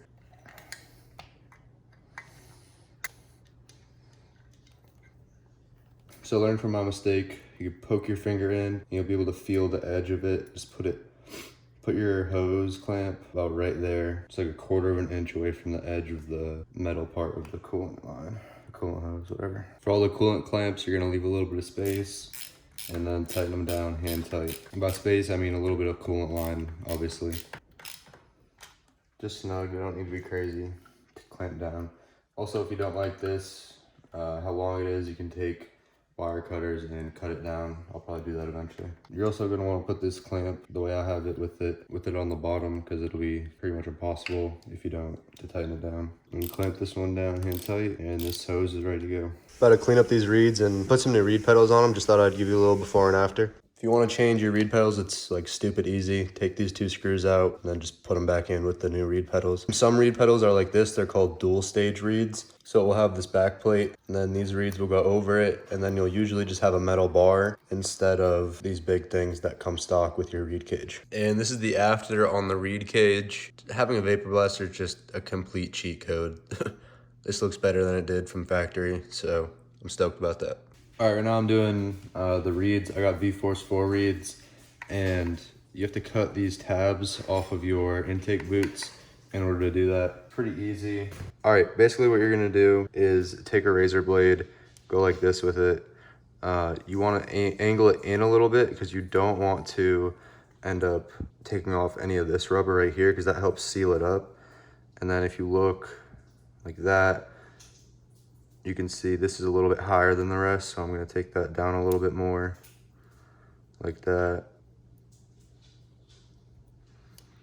There we go. It's pretty damn good right there. Then I'll come to the other side, angle it in so I'm not cutting any of the part that's going to seal.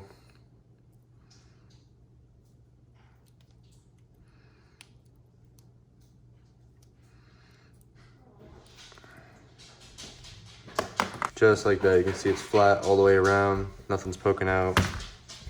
Now when you put it up to this reed cage, it'll sit flat. All right, right now we're putting the reeds on. These are V-Force reeds, so it's a little bit different than if you have a stock reed cage, but it's not that much different. You're gonna put your gasket on, then your reed cage, then on V-Force reeds, you're going to use a gasket in between the reed cage and the intake boot. But with the stock reed cages, you will not be doing that.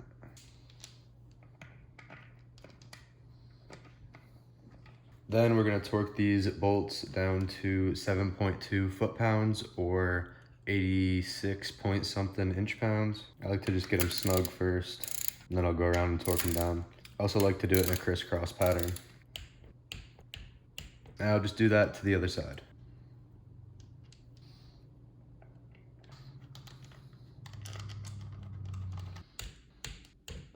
All right, now I'm gonna put this crossover tube on, slide it in here. Oh wait, hold on. Put these clamps on here first, don't forget.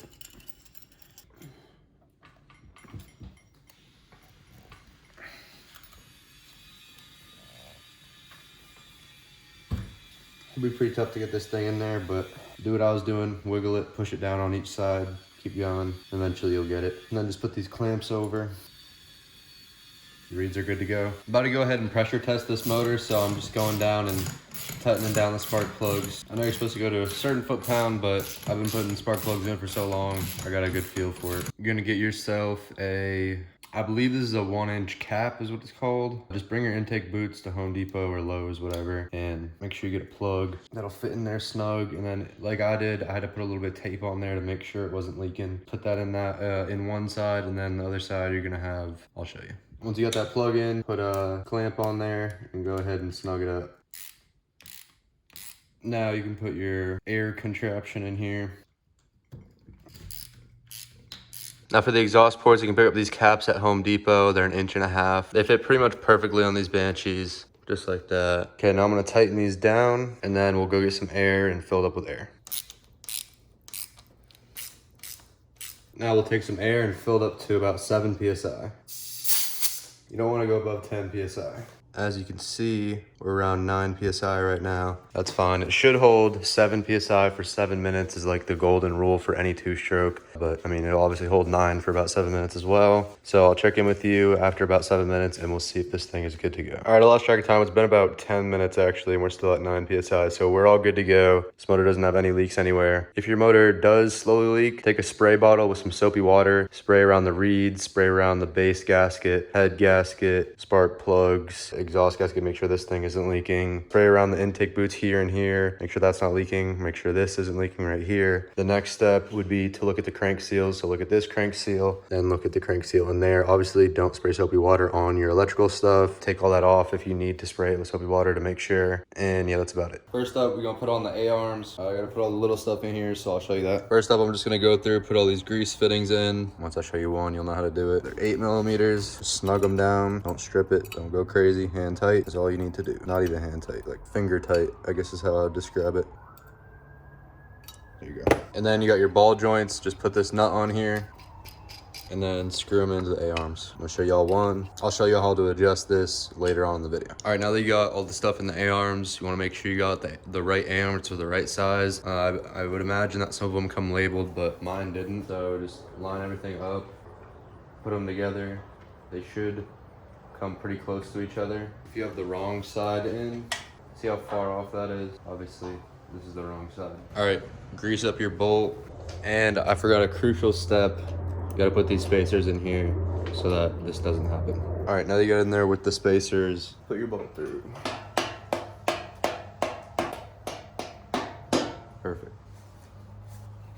Ugh. So now do that for both sides for the top. All right, my bolt kit just came in and I forgot to record, sorry, but I put the lower A-arms on, pretty simple. Same as the big one, just 2 little ones. And then obviously, I'm pretty sure I already explained this, but make sure your A-arms come together like this so that you know they're on the right sides. Lower A-arms get torqued to 22 foot-pounds. The top ones are 28.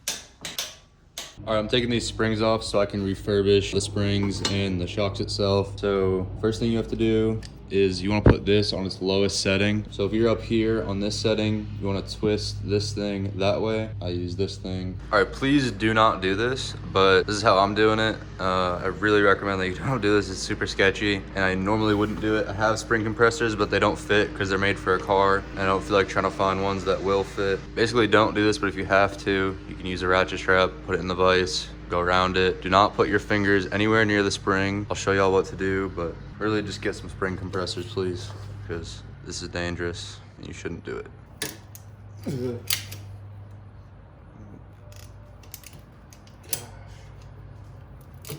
Ooh. So you'll see there's flat spots on either side down here that you gotta put your wrench onto.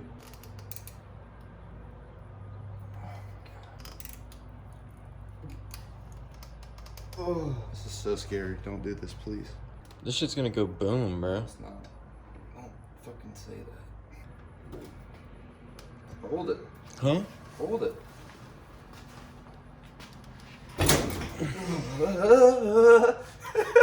Dude, what are we doing here? You don't think that thing's gonna go boom? No, but it's super. Yeah, it could do it, but I don't think it will. That's why I ain't putting my damn fingers near it. If it goes boom, it ain't gonna fucking. I don't think it'll really do nothing to me. Hope not. Success. Now what do I do? Oh.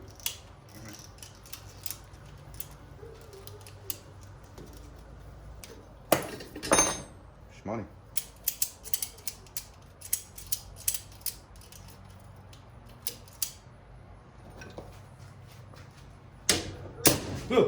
Let's go. That worked pretty well. Yeah. No fingers were lost. All right, we're doing the rear shock now. For this one, I was able to get this big ass strap on here, so it's a little bit safer. This one's supposed to be able to hold up to like 3,000 pounds or something, so it's a little bit safer, but obviously still not super safe.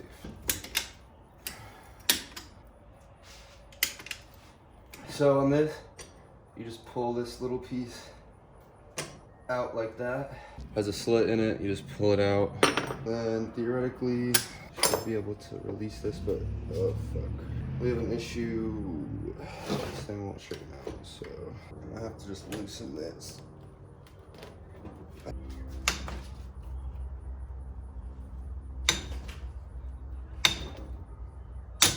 Okay, that worked fine.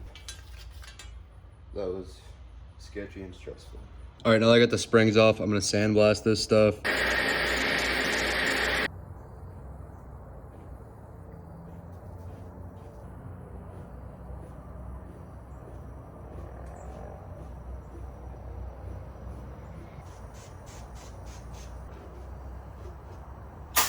All right, now I'm putting the front shocks back together. Remember, don't do this, get spring compressors, but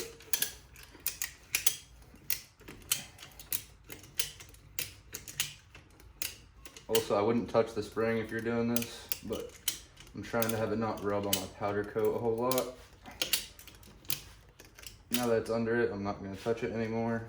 Put this stuff on there and hold it by the top of this. Like that. There we go.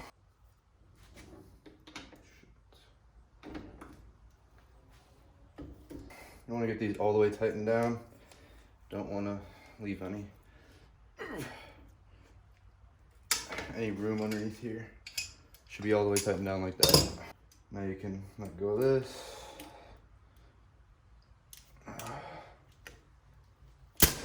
Like that. Now if these aren't lined up, don't worry. You can usually just move them with your hand, or you can take a wrench if you need to get them exactly where you need it. All right, I'm doing the rear shock now.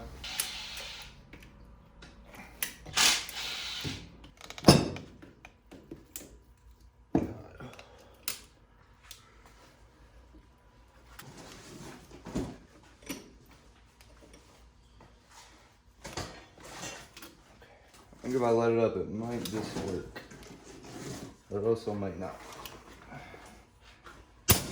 Oh, it worked. Look at this bitch. That looks good. Oh, off camera, I also vapor blasted this stuff. I already have a full tutorial on how to vapor blast, so I didn't feel like showing y'all, but that's why this shit looks brand new. All right, I'm gonna go ahead and put the front shocks in. Now don't forget your little spacer thing goes in the bottom down here.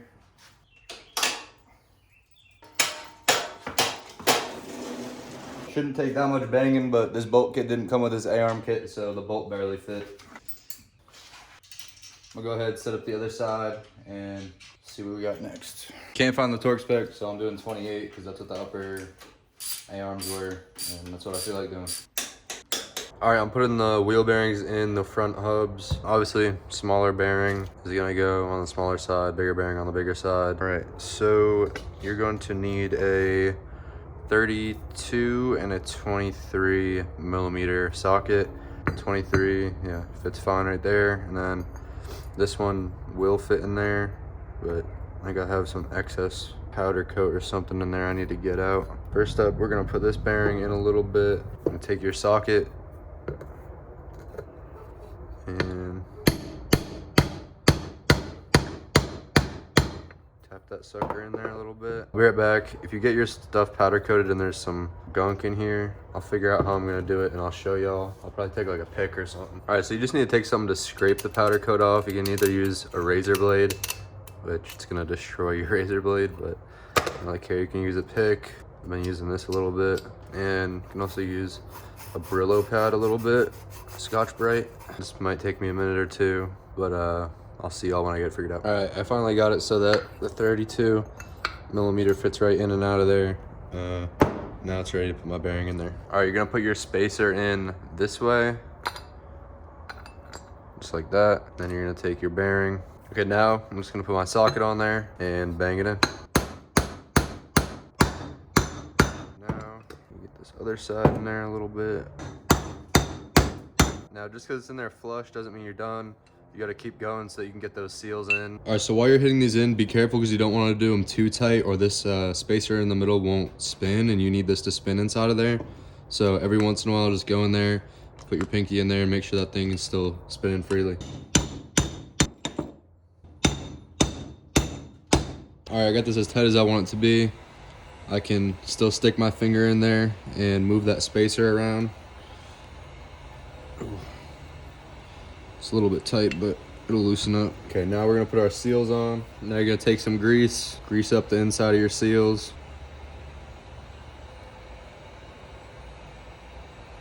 And then you're also gonna do the inside lip. So you're gonna pack this in like that, and then you're gonna get the inside of it like that, and then you're gonna take a rag and wipe off the excess.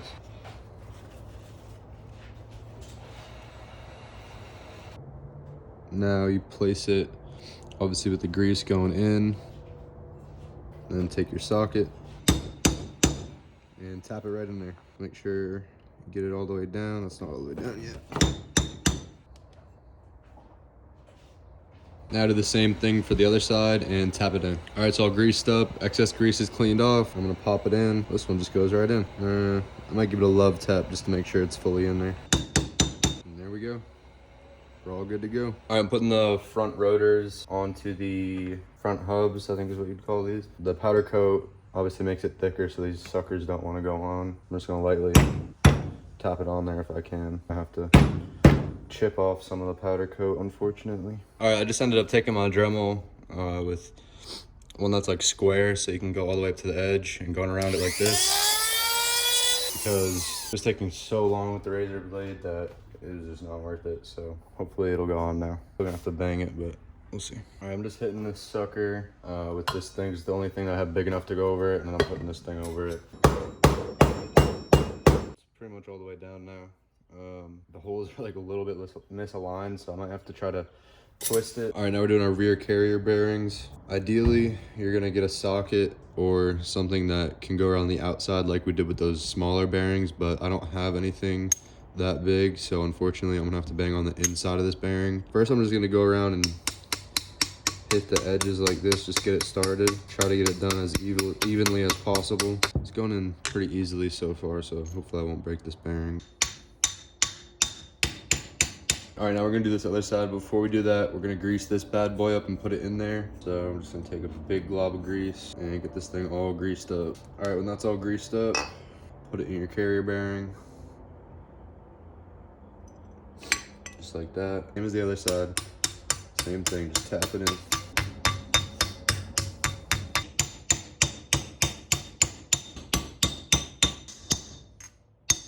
All right, when you get it all the way banged in, it should make it so that this gets pretty tight when you're trying to put it in the middle, and obviously you won't be able to bang the bearing in anymore. You saw what I did there. I kind of started putting this on the outside, slamming one side, slamming the other side. That actually worked a lot better than just putting it on the middle, on the inside of the bearing. So try out both ways. This bearing was a little bit harder than the other bearing, so you're just gonna have to do what you gotta do to get it done.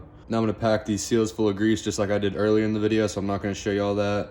Y'all know what to do. And then again, just like before, the side you pack with grease goes on the inside. Push it in evenly, take a socket or something big enough and tap it in nice and evenly. You have to do side by side. Like that. I'm not gonna show you all the other side, you know what to do. All right, I'm about to plop in these swing arm bearings. The cheap ones will not fit. Gotta get the nice, good ones that look like this. This 21 fits over it pretty well. Like that, just flush. Your kit should come with a new one of these. If it doesn't, clean up your old one and reuse it. Once you got it all greased up, slide it down in there. Now I'm going to do the other side. I'm gonna put some grease on the inside of this other bearing, so it'll go around that nice and easily. And I'll take my 20 mil, bang this thing down in there.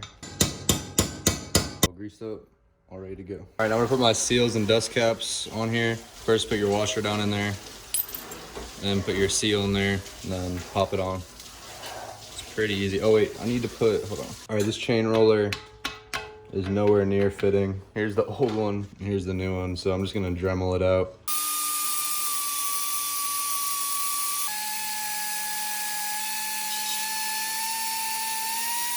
And guys, like, for example, this thing is supposed to like roll around on here. This thing isn't really supposed to be stuck on there. So having it be a little bit looser than tighter is better. And right there seems to be a pretty good fit. which way I want to do it. I'll probably do it that way because I think the dust cover fit on this way. There we go. Once you get that dust cap on, you're good to go. All right, we're doing the steering stem bearing. If your powder coat guy was not very good and got powder coat in here, make sure you scrape that out. If not, plop your bearing in there. You don't have to hit it, obviously. All right, you should get a washer that fits around the outside, but I don't have one right now, so I'm gonna hit it on the side, then I'll move to the other side. I have to scrape off some powder coat. All right, I got my threads all cleaned off. Now I'm gonna put this in here, put that lip right here, facing downwards like this. That lip is what pushes on the bearing, pushes on the outside of the bearing and keeps it in place. I don't know what foot-pounds you're supposed to go to on this. Someone said the Raptors is 30 foot-pounds or 29, but I'm just gonna snug it up real good. Not sure if that's correct, but I can't find the Banshee spec, but for the Raptor, it's 30 foot-pounds, so I'd assume it's around the same. Then pack both your seals with grease, clean them up, get them ready to put in. Now that you get your seals all cleaned up and greased up, and they're like that, and then get a socket. Okay, got the other side seal all greased up. Now you can either come underneath it or flip the bike over. I'm just gonna come underneath it. Push this sucker in there, get it started with my fingers, then I'll come bang it in. All right, it's a whole lot easier just to flip it over and do it this way. That should be good enough. I don't have my clamps that go up there yet for the steering stem, but so for right now, I'm just tightening on this bolt. There's also a little metal piece that's supposed to go under there. I'm just gonna tighten it down real good. I don't know the torque spec. Beep. All right, now I'm putting the steering stem on. You have to slide one of these back behind your steering stem. I'm gonna put the O-rings in this first. It's kind of hard to get the O-rings back there, but if you just pull it forward a little bit first, you can do it. I'm gonna put the other side on. I already put these in there, spacers or whatever you want to call them. Just make sure that O-ring gets in there nicely. And then let's take my bolts and then put them in. All right, I just realized I forgot to put this piece on. This piece just goes right here like this. And we're good to go. Also just realized that these suckers are bent a little bit. So I'm gonna take a rag and a big pair of pliers. Put it in there like that. Straighten them out a little bit. Powder coat guy must have fucking done this shit because I know I straightened them out before I brought it to powder. Best part about powder is it's flexible, so shouldn't have hurt anything doing that. All right, Curly was sandblasting, so I got to do a voiceover. I took these things apart to get them powder coated, which you don't need to do, and I would recommend you not to do that because it's just annoying and you don't need to do it. But if you do it, just put them back in. Make sure you use Loctite, and I tighten the shit out of them. I don't know if there's a torque spec, but I would tighten them a lot so they don't come out. Because if you take them out, you'll know they're in there hard as hell, so they're definitely supposed to be pretty tight. Also, make sure you put this little thing on the right way. I had to look up a photo to make sure I was doing it right. But yeah, pretty much just put them back together and you'll be good to go. Alright, Curly was still sandblasting. As you can see by my great hand gestures, that thing points backwards. And then you just take that castle nut off, pop this on, then put that castle nut back on. And then you just do the same thing for the top one, take the nut off, put it in, my big fat ass head gets in the way. But just put it through there like you did with the bottom one, then screw that castle nut on and you'll be all set. Now I'm making these hand gestures because you still have to adjust the camber, so you shouldn't tighten those castle nuts down. Do that after you adjust the camber. Alright, I forgot to put these guards on when I first put my front hubs and brakes and everything on, so don't forget to do this. I also had to Dremel off the powder coat because I shouldn't have gotten powder coat there. These don't fit, obviously, if there's too much powder coat there. If you did unfortunately do that, you're gonna have to Dremel it off or pick it off, whatever you can do. And then has two little bolts that go in here. Once these are in, I'll show y'all the other little thing you gotta put in between the front hub and the tire. Now to put these suckers on, either use some anti-seize or some grease and grease this sucker up and then push this sucker on there. There we go. Okay. Then you want to take this outside one and put it here. This goes in between your tire and your hub, like that. All right, when you're putting your brake calipers on, you just slide them in between here.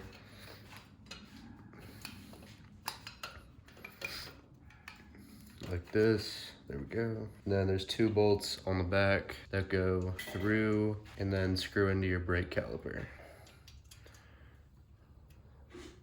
All right, these 2 bolts can be kind of tricky to get in, but once you do, just snug them down, hand tight.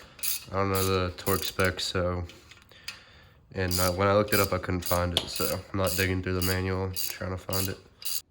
Get them going hand tight here, and that should be good. Now that that's on, you can put your wheel on. Just don't forget to put this thing in between your wheel and your front hub. All right, so for tie rod installation, this side is gonna be reverse threaded, lefty tighty, righty loosey. And then this side that doesn't have this divot in it is gonna be normal threaded. The normal thread side is going to go on your steering stem, and the reverse thread is gonna go down here. And that's just because the divot, you want to be able to hold that with a wrench so you can adjust it once you get your Banshee all together on the ground. Basically what you're gonna do, these on both sides go underneath. You're gonna put them in a little bit, put your castle nut on, just hand tight it right now. On the steering stem, same thing, come from underneath, put it up, push it all the way through. You put your castle nut on, you'll be able to see through the sides of the castle nut. You want to be able to see that hole. When you got it all adjusted, that's where you put your pin through and then twist it around. You guys will see once I'm done adjusting it. I'll show you all how to do that. But just do that for both sides and you'll be good. All right, I'm gonna clean up my rear axle bolt. I'm just gonna pause, get the grease off, and then I'm gonna hit the ends with Scotch-Brite to make them look a little bit better, because it's the only part you'll be able to see. The guy before me decided to spray paint everything green, so that's why you see green spray paint in a lot of these videos. Just everything, like he just didn't take the bike apart and just spray painted everything green. Awful, awful, awful. Should be good to go. All right, now I'm gonna put my swing arm in, get your bolt all greased up, set it close by, your swing arm in there. Line up the holes and get your bolt through. You're gonna want a mallet to put it through. It's gonna be tight.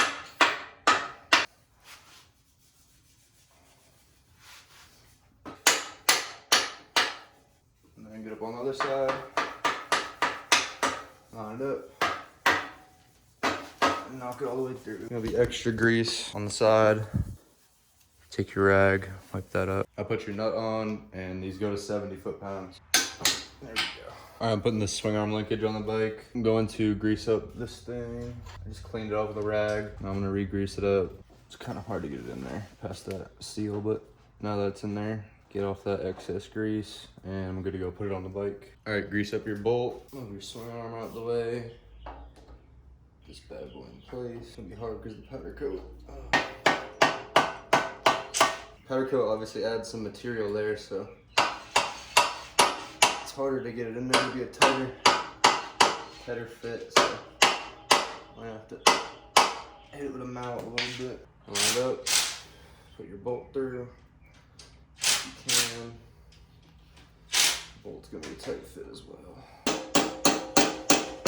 All right, I didn't have it lined up all the way right, but now it's going in like it should, real smooth. Now put your washer on and then your bolt, and I'll look up the torque spec. Also, I put something through the swing arm so it would hold itself up so that it didn't keep bothering me. It was a lot easier. All the linkage bolts are 22 foot-pounds. All right, now I'm gonna do this little linkage. I just cleaned up these grease fittings and put them in. Grease these suckers, put them in. There's a lot of grease. And I'm gonna put this thing in here like this, put this bolt through. Just like that. Should also grease up the bolt. I forgot to do it, but it's all right. Like I said, all these go to 22 foot-pounds. And I'm gonna put this bolt in for up here. And these bolts like the damn powder coat. Torque this down to 22 foot-pounds, and I'll be good. All right, I'm putting the rear shock in. If you took your shock apart, you might not have these lined up perfectly. You want them to be facing the same way. So you're gonna put it in like this.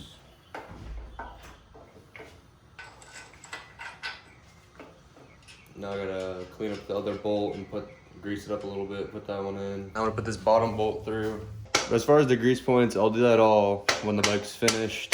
Cause I don't even have a grease gun right now. I threw ours out because it had exploded because of the heat and pissed me off, so got thrown out. All right, the torque spec on both ends of the shock are 22 foot-pounds. I'm putting the rear carrier bearing on. If you look at the holes in your rear carrier bearing, one of the bolts is a lot thicker than the other one. The thicker one goes on top. I also greased up the bolt. You could also use like anti-seize. You just don't want this to get all rusty and nasty in there. Always wipe off your excess grease. I wish this bolt was cleaner, but it is what it is. I'm not buying a new damn bolt, and I tried to clean up the best I could. Probably could soak it in vinegar and make it look a little bit better, but it's fine. All right, now with this bottom one, you're gonna have to adjust this eventually. So put it through for now, and we'll adjust this when we have our chain and everything, and we can set our chain tension. All right, rear brake going on. Put it on like this, put it like that, put all these suckers in here. I don't know what the foot poundage is on these things, and I really don't care. I'm just gonna put them in until I feel like they're in enough. Probably like a little bit more than hand tight. That's good. All right, right now I'm installing the rear axle. I put anti-seize from that spline to that spline because it's gonna be in there like that and you don't want anything getting stuck. First thing to do, put your brake on.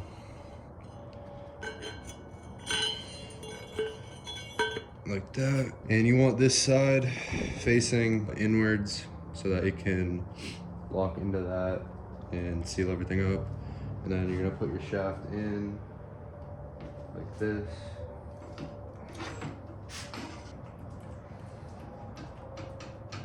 It might be kind of hard to get it in, just wiggle it and twist it.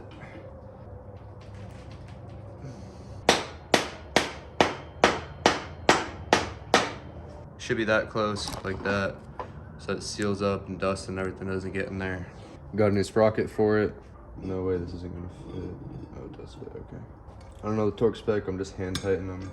Now we're gonna slide this bad boy on there the same type of way. You can see this side's made for that seal, so we'll slide it on just like this. And then push it right into that seal. Just gonna take a rag, clean off any extra anti-seize. All right, and then you can also put some anti-seize here, and then these bad boys just slide right on. And then you're gonna put your castle nut here. I need to go get some castle nuts though, so can't do it yet.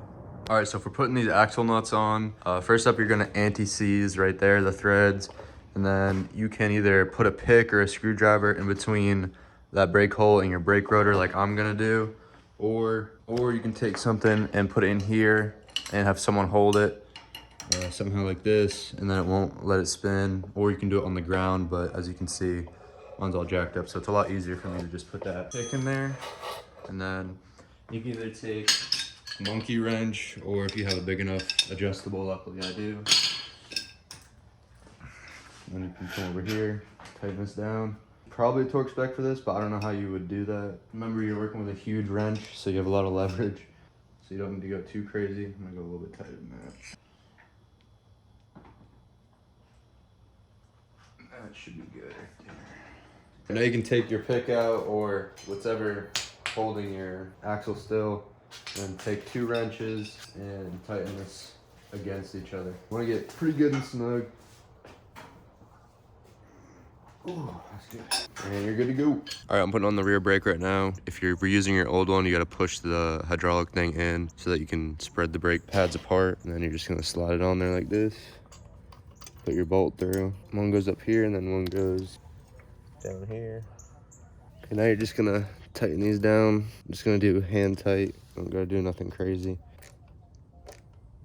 And you're good to go. I'll show you how to do brake lines once I get the master cylinder off. So I'm setting up the brake line on the rear master cylinder right now. I'm going to take this special bolt, and then I'm gonna put one of these washers on one side, one of them on the other side. I'm gonna take your rear master cylinder, put it in. I'm just gonna put it in hand tight for right now. And I just realized I forgot to do this, but you need to have that metal piece in between those 2 things, because that's what holds it in place. Then putting your rear master cylinder on goes down here like this, and it's just 2 bolts. And I'm just putting these in hand tight as well. It's probably a torque spec, but it doesn't matter. Don't need to be crazy tight. All right, when you're putting your rear brake line on that goes from the master cylinder to the caliper, you're gonna want to put this side to the master cylinder, because this thing goes in this part of your swing arm and holds the brake line there. And then when you're routing it, you put it under here, and it goes to here, and then into here. And then for tightening down the brake line bolt, I'm just gonna do it hand tight. I'm not gonna get a torque wrench out. And then up here, there's gonna be 2 bars on your master cylinders. Make sure this metal part of your brake line goes through it.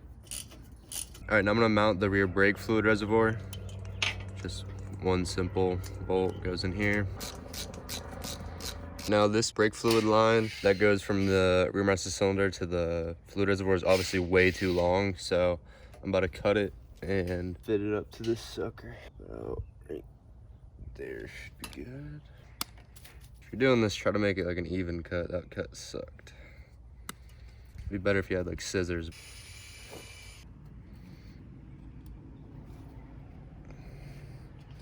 And just push that hose up on there. Like that, make sure you get it all the way up. Take your clamp, take some pliers, pull it up, right there. And you're good to go. Just tighten this thing in hand tight. Remember, you're tightening it against plastic, so you don't want to crack the plastic. And then we'll fill up brake fluid and everything later. All right, I'm gonna go over the OEM Banshee front brake lines real quick. So you're gonna have this thing that's like a T-splitter.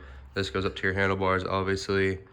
Then the right side is all OEM, and then this is some bull crap because he didn't have the other side, I guess, in the box that I got from the guy that I bought this from. But basically, it's gonna come down here, go to this. There's gonna be a clip in there. This is gonna screw into another hose that I'll do in a second, and then it'll go to your brake line. All right, so you're gonna put your brake line through like this. As you can see, there's flat sides on it.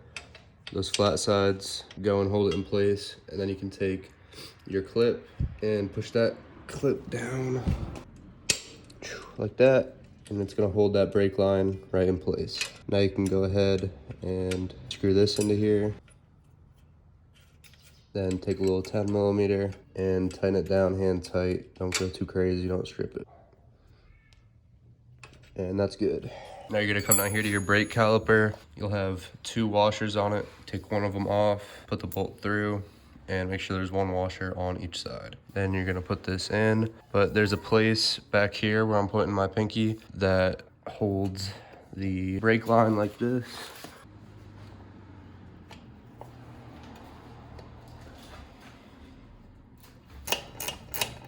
Then just come and snug it down, hand tight, and that's it for the brake lines.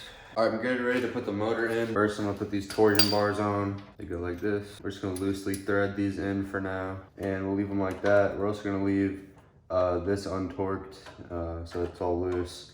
And then we'll come back after the engine's in, and we'll torque this stuff down. You're gonna put your motor in from this side, just like this. You're gonna have to rest it here, like that. Come through.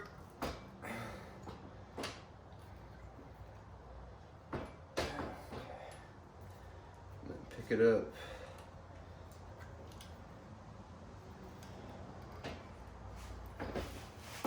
Through here like that.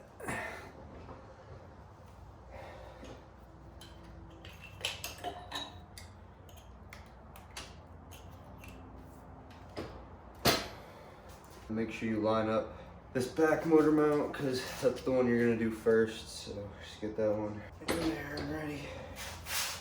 All right, these motor mounts are too close together because of the powder coat. So I'm gonna take a mallet and just go like that a little bit. Hopefully this will work.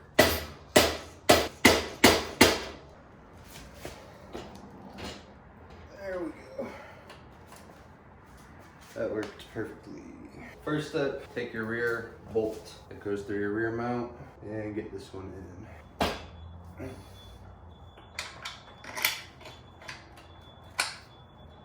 Now take your washer and your nut, put it on here, and we can torque this down later. All right, so we're gonna start over here with this mount, the one that's a little bit more triangular. The other one is a little bit more circular. All right, you're gonna take it like this, just like that. You're gonna first get this bottom screw in, just get it threaded in a little bit, and then you can flip that up like that, and you can put your top screw in. Now we'll get this thing tightened up, but we're not gonna torque it down yet. All right, after that's all snugged up and everything, you're going to lift up your engine a little bit and put this side on. just like that, just so it holds the engine up and out of the way so you can get the other side on. All right, now you're gonna go to the left side of the bike and put this side on, just like this. So once you put this bottom one on, you might have to lift up your engine a little bit to get it to fit in there.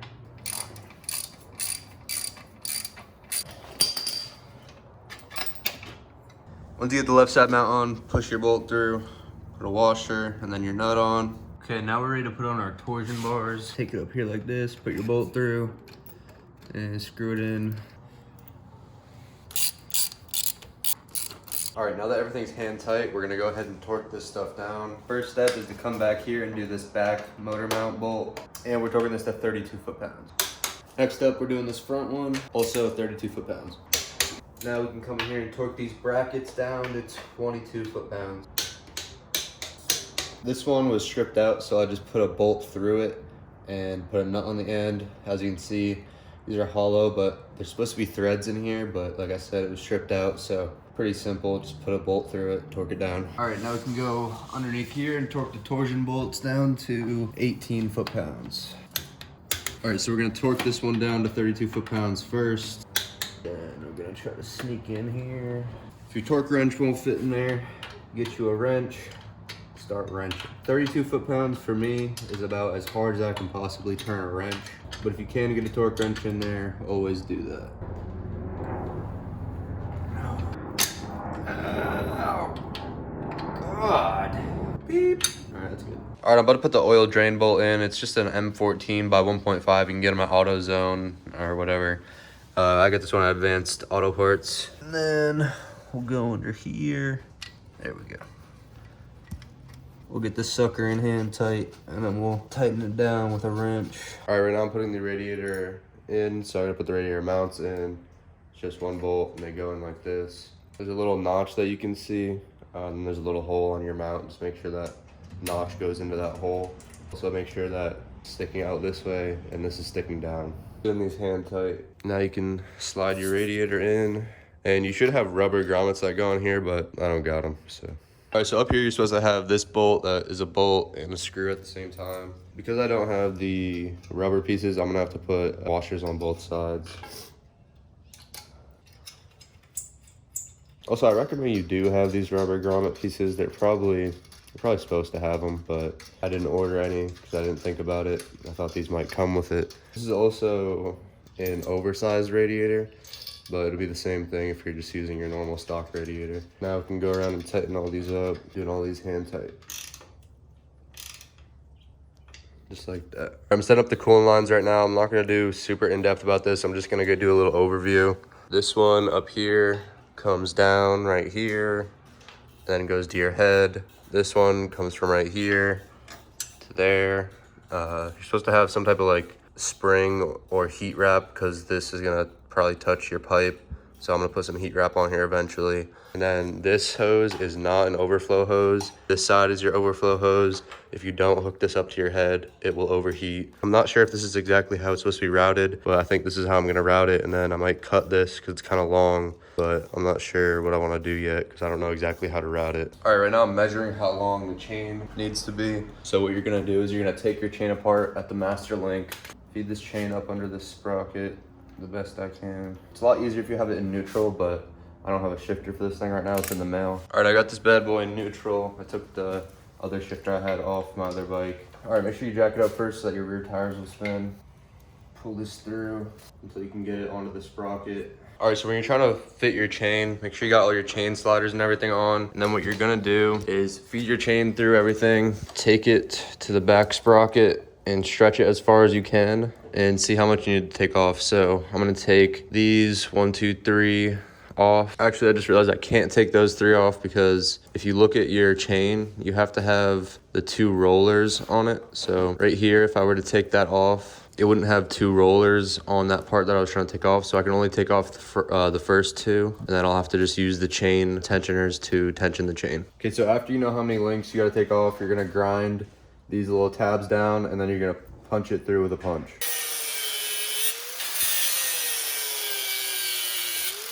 Okay, so now put your punch right where you grind it down at and hit it.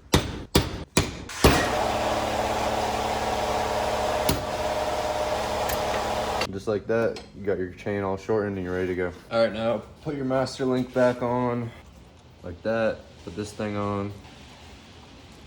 And then always put this clip facing this way because your chain moves that way. You want it to be moving with your chain like this. So put it on there like that. And then just take a flat head and push it on.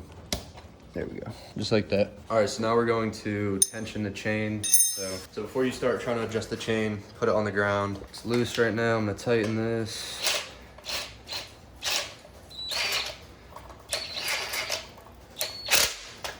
You're gonna come to the side of it and wiggle it. That's about what you want. You want like an inch of play on these. So I'm gonna tighten the other side just so it's equal with the side that I just tightened. There's gonna be a nut behind that you're gonna screw, and then you're gonna tighten that nut up. So we'll snug that up good. Then we'll do it to this other side. And if you're working with a brand new chain, you're gonna wanna make your chain a little bit tight because it will stretch out over the first couple rides. So if we have to, after we ride it a few times, we'll come back. And that's about an inch, but we'll come back and tighten it if we have to after the first couple rides. Once you got your chain as tight or loose as you want it, make sure you tighten this back up. Now snug this down. You don't have to go too crazy, but you also don't want this being loose because your axle will just swing everywhere and that won't be good. Okay, that's good enough. For your rear bumper, it's just gonna be 1, 2, 3, 4 bolts, super easy. I don't know if there's a torque spec, but I'm just doing them hand tight. Now I'm putting the handlebars on. These things go over the handlebars, and you got 4 bolts that go through.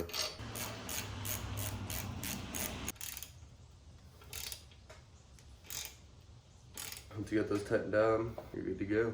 This is how to make a custom wiring harness like Vitos or South Texas Banshee does. You can buy them. They're like double the price if you just get like a shitty Chinese one off Amazon, which I'm pretty sure is what they use to make their kits because, I mean, wires are wires and clips are clips. So I got this one from Amazon for like 20 bucks. I just cut a bunch of junk off of it, which I'll show you. But I mean, this thing looks super clean.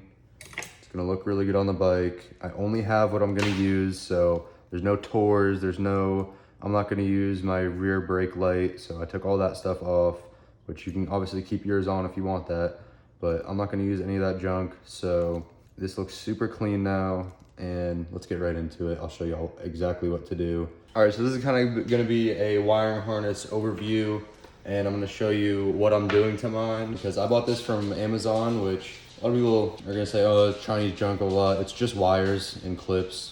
It doesn't matter where you buy it from, but if you do buy it from Amazon and it's China junk, it is going to be wrong, okay? So as long as you're willing to learn a little bit about the wiring and fix it, it's really not that bad. Okay, so these white clips that I'm holding are for the stator, and this side plugs into the actual stator, and then this side plugs into the CDI.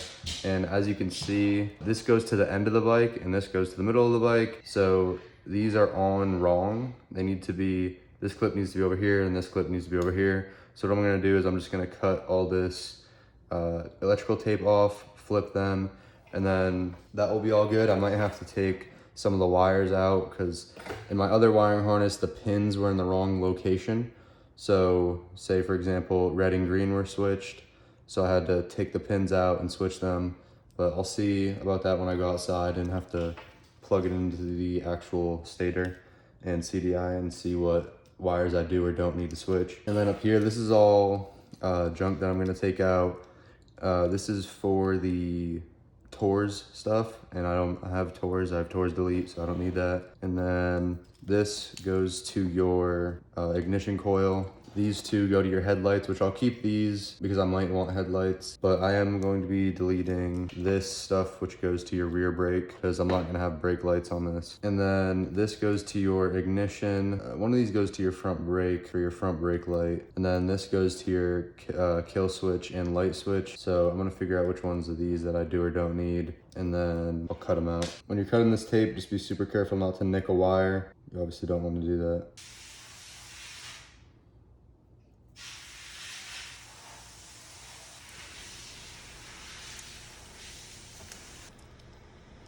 But now that I got this out, I can put this in the right way.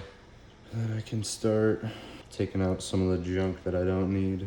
So all the yellow stuff on the bike is going to be your brake light stuff. If you're just trying to delete your brake lights and keep your headlights, you have to keep this on here because this powers all the lights on your bike, whether it's your headlights, taillights, whatever. So you need to keep this on here so it can plug into the stator, but you can take out all this other stuff if you're not going to be using your brake lights. Okay, so this wire back here, this blue wire goes to your resistor. So you need that if you're going to be running your headlights, because if you don't have that, it will send way too much voltage to your headlights and it will blow your headlights up. So definitely keep that. You can cut off this ground. This ground goes to your frame. This one goes to your taillights. So you can cut this one off. I'm gonna cut it off down there. Now we're going to go down here. This yellow wire that goes down this way goes to your brake lights as well.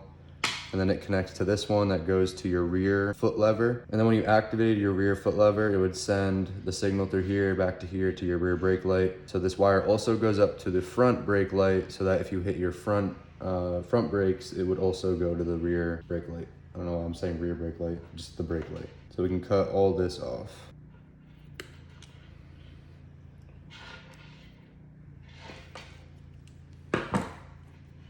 And you can also cut off this blue wire.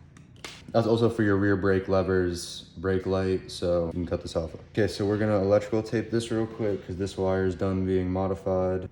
So we're gonna cover this all up. You can put heat wrap or yeah, like shrink tape on here too, but electrical tape does the trick. So now we're ready to put this thing back in. What you wanna do is start over here, line these up because this goes to your CDI and this also goes to your CDI. So you wanna line these up like this. Make sure these are even like that. And then we're gonna start the electrical tape about right here. So we're gonna go like this. And then I'm gonna pull these wires like this to make sure they're all nice and even with each other. And then these three all go to the stator. So you also don't forget to add this blue wire to this. I almost forgot about that, but been bad. Don't forget that blue wire. That one goes to your resistor and your headlights will blow up without it. So now we can go down here. I'm gonna put a piece of tape right here. So this part of the thing is done. I just need to electrical tape it once I'm done with everything. I'm just gonna use these two pieces on the end to hold it where it needs to be for now. And then eventually I'll go through and actually tape it up. So now we're gonna put a piece of tape here, hold all these together. Now I'm gonna cut down here so I can take all this junk out, and then I can also take this wire out. All right, I've made my way up to the Taurus system. So this is for the front brakes. So this connects to your front brake lever. These are the carburetor switches. So these would plug into your Taurus system on top of your carburetor. So we can obviously take this out. And then this is your Taurus control thing, where your Taurus control box would be. So obviously we don't need any of that. So what we're going to do is, and then this up here would connect to your throttle. And we obviously don't need that because that just connects to the Taurus stuff. So what we're going to do is cut all this stuff out. Now this is the only thing I'm taking out of here. So I'm gonna try to keep all the other wires together while I take this out of here. And it's connected to the ground right here. So all I'm going to do is get my snippers as close as possible and snip that off. This is also connected to the ground right here. So what I'm going to do, get my snippers as close as possible, snip it off. All this Taurus junk right here. What does this go to? Okay, that goes to the CDI, which we can take that out, but I'll just leave it, I guess. We're just gonna snip this here. So I'm gonna leave that CDI Taurus connector, whatever, I don't care. It's unplugged, so it doesn't matter. I could take it out, but I mean, I'd have to go all the way back there and do a bunch of stuff. And that one wire isn't gonna add any type of junk, so. And then the last ground is right here. Snip it off close to it. Look at all this junk we just took off, all this Taurus shit. Get this shit out of here. We can take this wire out. This wire is the wire that we cut earlier going to our rear brake. So then this ties into here, which goes up here. This yellow and red goes from down here where we get power from the stator all the way up to this, which goes into the light switch and the kill switch. So you want to leave that, obviously, if you want to do front lights. If you don't want to do front lights, cut all this yellow stuff out. You don't need it. But for me, I'm just going to snip it right here. I'm pretty sure this connects to your throttle, actually. And one of the other things I cut off was when I said it was a for throttle, was your brake or something, I don't know. Either way, what I'm going to do is cut it off right here at the ground. I don't think I'm gonna need this, but just in case I do, I'm not gonna cut this green and yellow. All I'm gonna do is take it out. We're gonna cut this tape. This is why I didn't tape it all up again, because you never know what you're gonna have to do, what you're not gonna have to do, etc. But I'll leave that tape on. I'll put another piece of tape right here real quick. Take this back up. Now, when you're taking something out of a clip, you're gonna take a pick and see where it is they take it out. So I gotta go here. All you're gonna do is put your pick in here, lift up the plastic tab that's holding it in, and it'll come right out. Super simple, super easy. And so say we did need that, we could just put it right back in this wiring harness super easily. Now it's just making it look pretty. What I'm gonna do is I'm gonna start from down here. I'm just gonna start taping and then we'll work our way down. I'm not gonna show y'all all of this, obviously, 'cause the video would be forever, but just wrap it around like a Christmas tree, or not like a Christmas, like a candy cane. Here we go. Just like this. All right, and then I'm not gonna show you all this. I'll show you all what to do when we get down here. All right, so when you get to an intersection like this, what you're gonna do is get as close to the intersection as you can. And then you're going to just go like this. Super easy. Then we're gonna come up here. I'm gonna tape this as far as we wanna go with this. I'll do a wrap or two in the same spot without moving. And then I'm gonna pull it and rip it at the same time. It kind of gives it a little bit of stretch, makes it stick better. And then we'll start back before the split and we'll do the same thing going with the other thing. So we're gonna get as close as we can.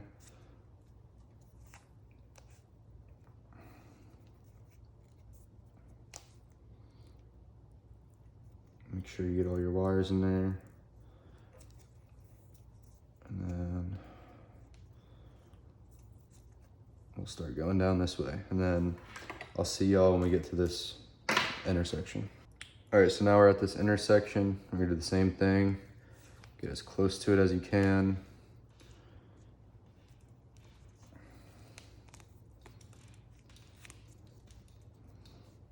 Okay, now I'm gonna split it here. So I'm gonna go like this.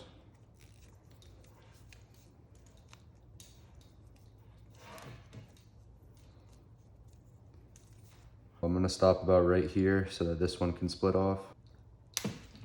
And that's good right there. This doesn't need to be taped, and this doesn't need to be taped, obviously it's already taped. All right, so now that we just got this one all done, we're gonna pull these two out of the way because this doesn't need any tape. I didn't cut anything out of that, but I did cut stuff out of this. So we're gonna start before the intersection again, get real close. Then I'll pull these two to the side and I'll wrap this up good. And this stuff already has tape all the way up here that I didn't cut, so I'm not gonna waste electrical tape. We'll leave it like that. This thing looks 10 times better than it did before. Not a bunch of junk hanging off of it, only the stuff that I need. These are my two. This is my ignition switch, kill switch, and light control. Then these go to the ignition coil. These are my two headlights. This goes to my stator, and then this goes to the reservoir, and then this goes to the CDI, and this goes to the CDI from the stator. And this is just your ground that goes to your frame. All right, so like I said, this is shitty Chinese junk, but we love shitty Chinese junk. So this is going to be all wrong when you get it. Let me see, this one actually might not be wrong anymore. Oh, this one's not wrong, okay. This side isn't wrong, I know that other side's wrong though. When you put this into this clip, you wanna look at your CDI wires and make sure that it lines up orange to orange, red and black to red and black, red and white to red and white, black to black. Pretty easy, but that's what you want to do. All right, so this one's a good example. This one is wrong. So when you're putting the clip in, it goes like this, and then you want to have blue to blue, which right now it's blue to green, and then black to black, that's right. We have blue to green over here. So the only one we have to switch is the blue and the green wire on this. Like I showed you before, stick your pick in, pull that tab up, and pull the wire out, and then do the same thing for the blue one. Just like that, and all we're gonna do is switch them. So put the green one where the blue one was and the blue one where the green one was. And all you do is push them in there and you'll feel them click in there. Just like that. Give them a little wiggle, make sure they're not going anywhere, and then we'll line this all back up and make sure we got it right. Blue to blue, yellow, yellow, yellow, red, black, white, green, green, black, and black. So this wiring harness is all good now. Ready to wire it up and put it actually on the bike and put some zip ties on it, make it look good. All right, so I'm putting the wiring harness on right now. Just connecting this stuff to the CDI first. Push it in there, make sure it clicks like that. And then this blue wire goes to this. I know it's yellow, which is weird, but that's your regulator. This ground wire I'm gonna put right here. I'm gonna take this bolt out real quick. What you need to do is take an angle grinder and sand off the powder coat or paint so that you get a good ground. I already did that. And then you're gonna put your ground up in here, right onto the frame, put your bolt through and tighten it down. And that's good to go. Now we're gonna come back here. And right here, there's a little tab that you gotta bend down. You got powder coated the frame, so I gotta get a screwdriver. There we go. And then we'll bend that down, put the wiring harness in there, squish it back up, and I'm gonna go get a few zip ties. So your CDI is supposed to have a little like crimper thing that kind of, it's like a zip tie and holds this stuff right here like this. What I'm gonna do is I'm just gonna take a zip tie, see if I can't get it through there. If I can't, then I'm gonna unscrew it a little bit. So we'll loosen that up a little bit. Okay, so we're gonna take the zip tie, slide it through like that.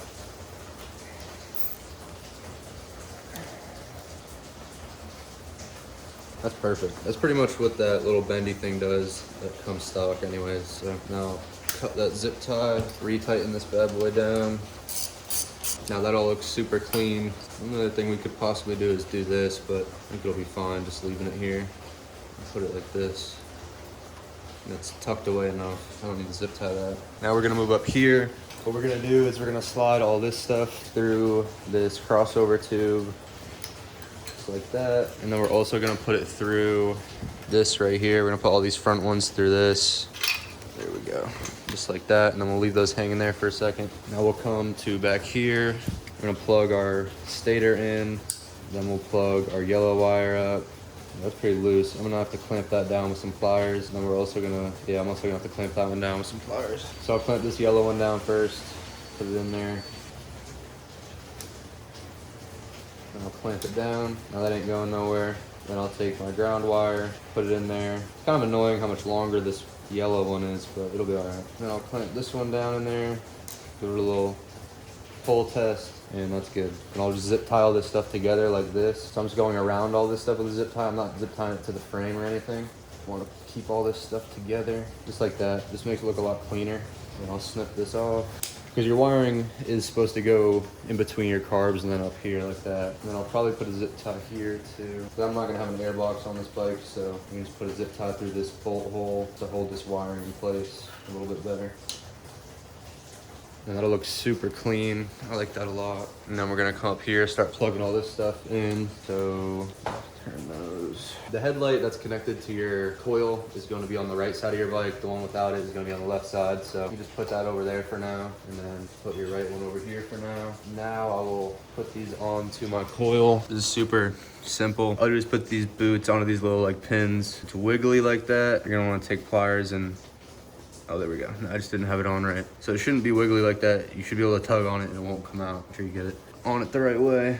It doesn't matter which wire goes on which side either, the black or the orange. So that's all on there good. I don't even have headlights for this bike as of right now, so we're just gonna leave the headlight stuff up there, but we'll just leave those pulled through so they're out of the way. And then we'll take this, I'm gonna wire this back this way, and then through here. I'm gonna put this through here on the wiring harness, and then I'll close that up, and then I'll connect this right here.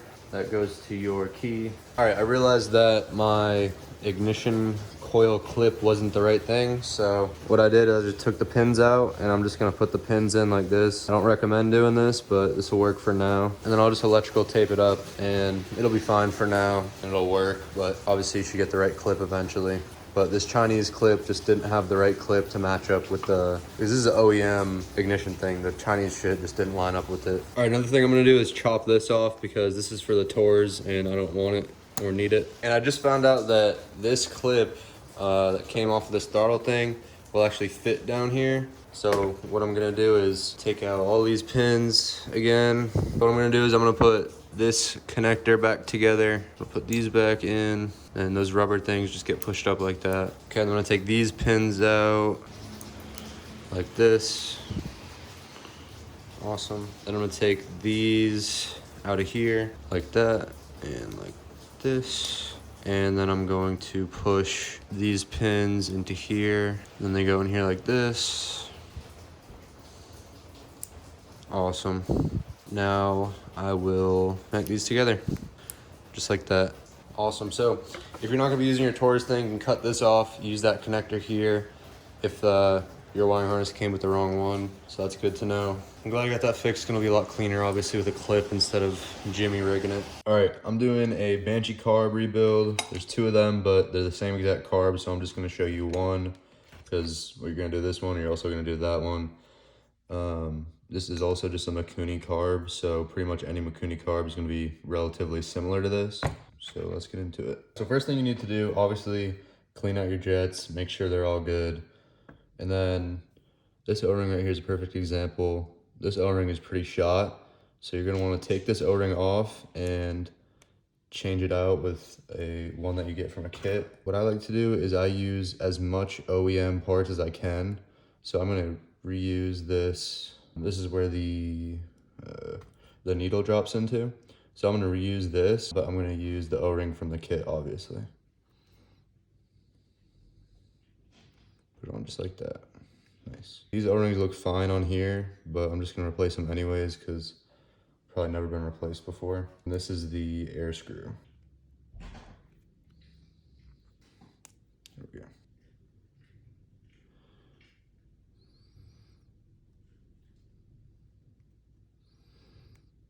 There we go.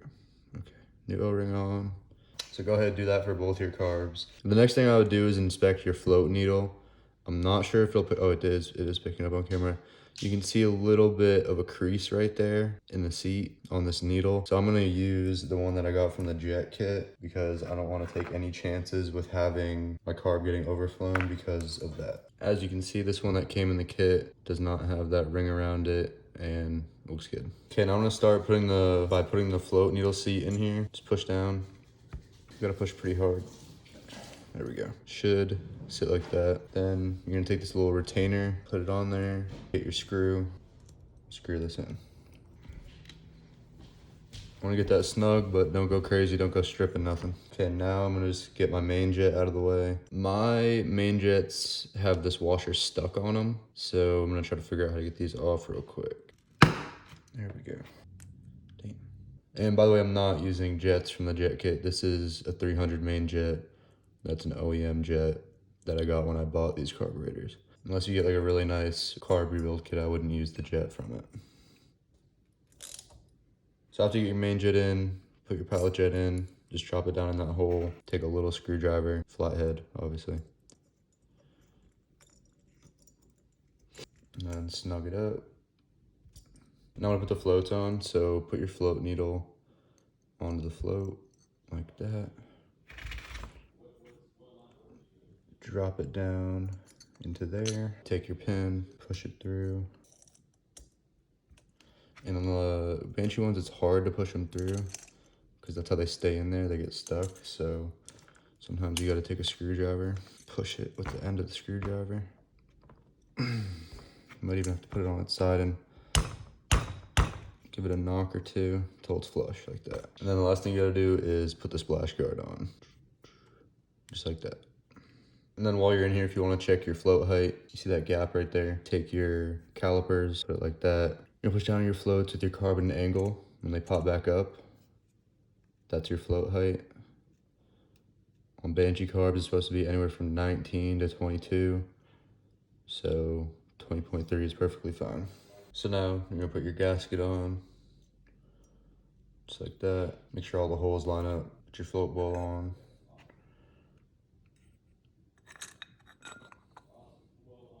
Don't be like me and forget to put these on until after you already screwed these in. Do this before you screw these in. Put all your screws in, screw it in. Hand tight, don't strip these.